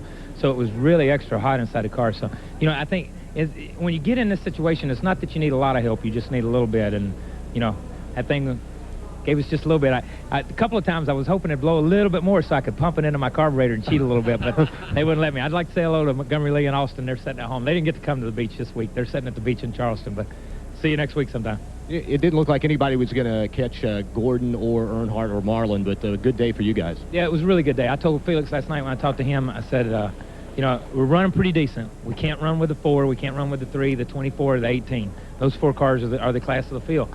And, we were pretty good. We got up to 5th or 6th, and then when the 18 had trouble, we run 3rd or 4th right along in there, and it was good. And then the ignition started getting hot, just like Mark's did, and it'd run and then it'd quit, and it'd run and then quit. And, and then I ran down across the apron down here and like the wreck there after the last restart, I guess, one of the restarts. So it was, and all in all, it was a good day. All right, congratulations, Kyle. Bob? That's Kyle Petty, and we will have the results and the point standings when we come back to Daytona in just a moment. Now's the best time to get your car ready for this summer's holiday driving with new tires from Sears. Through July 5th, they're all on sale at savings of 5 to 20%. No matter what you drive, remember, with names like Goodyear, Michelin, Bridgestone, and Road Handler, no one can match Sears' selection and unbeatable low prices. And by staying open late evenings and Sundays, Sears makes your tire buying as easy as possible. All tires, all sizes, all 5 to 20% off. Get to Sears Auto Center today.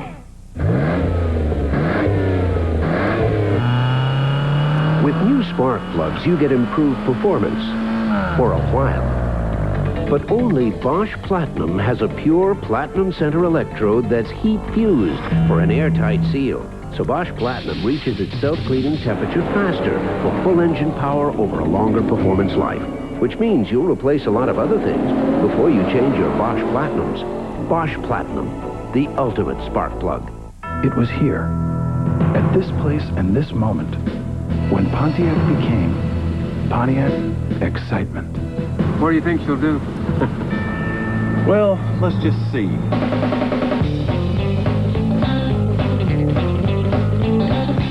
Living up to that performance has taken us places we've never been, taught us things we'd never imagined, and set us on a journey that continues to this day. You can feel it in the supercharged power of Bonneville, the multi-valve response of Grand Prix, and the chorus of angels singing under the hood of every V8 Firebird. Now, most car companies would call this mission accomplished. But to Pontiac, the excitement is just beginning. What do you think she'll do? Well, let's just see.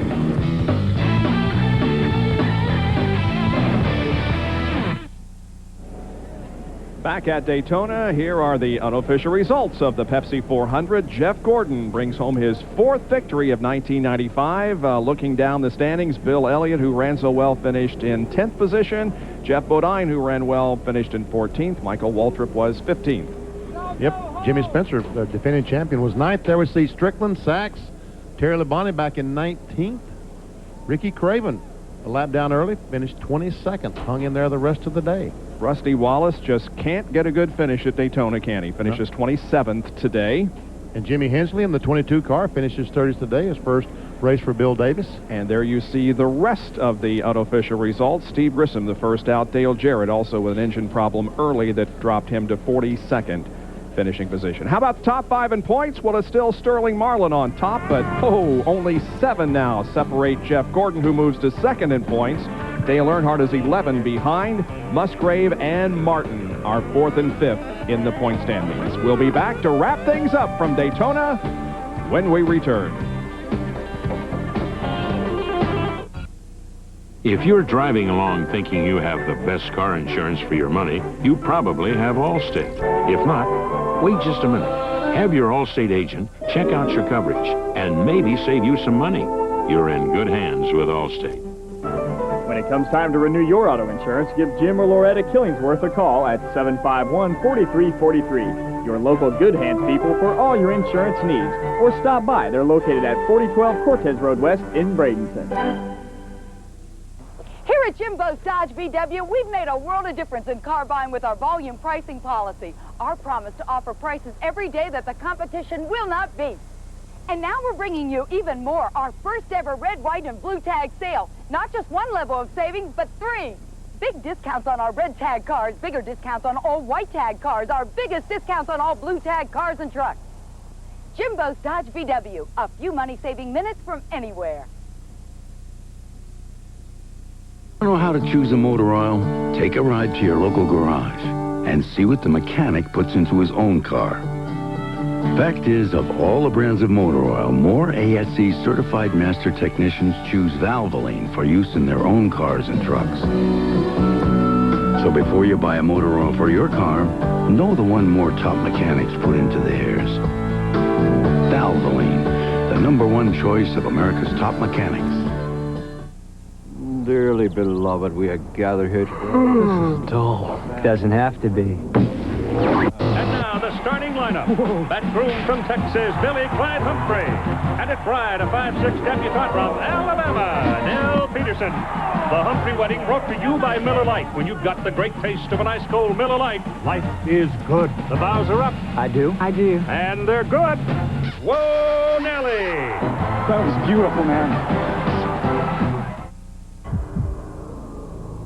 In a sport where nerves are made of steel, it's only natural. The tools are made by craftsmen. 1,600 Craftsman hand tools, made in America, guaranteed forever. The only official tools of IndyCar, NASCAR, NHRA, and the new Super Truck Series by Craftsman, only at Sears. Back at Daytona, awesome Bill Elliott was awesome today. And, Bill, you had them on their feet when you made that charge from 43rd to 3rd early in the race. Well, the only thing the race was 60 laps too long. But all the McDonald's guys did a heck of a job today, and I'd just like to thank everybody. I mean, we started 43rd, and everybody worked hard. And I think today showed we can run up front. We just need a little more work, but we'll get there. Bill Elliott's fans know he's a second-half team. Watch him in the second half of the season, Bob. Top 10 finish for Bill Elliott today in a race that Jeff Gordon won. And our next event here on ESPN will be the Bud at the Glen at Watkins Glen, New York on August the 13th at 1 o'clock Eastern Time. However, we will have qualifying from the Indianapolis Motor Speedway for the second Brickyard 400 coming up the first week of August. Coming up next, the Extreme Games here on ESPN. We're glad you could join us once again. Jeff Gordon has won the Pepsi 400. For Benny Parsons, Jerry Punch, John Kernan, and Bill Weber, this is Bob Jenkins. Thank you for joining us. Have a safe and enjoyable July 4th holiday weekend. For now,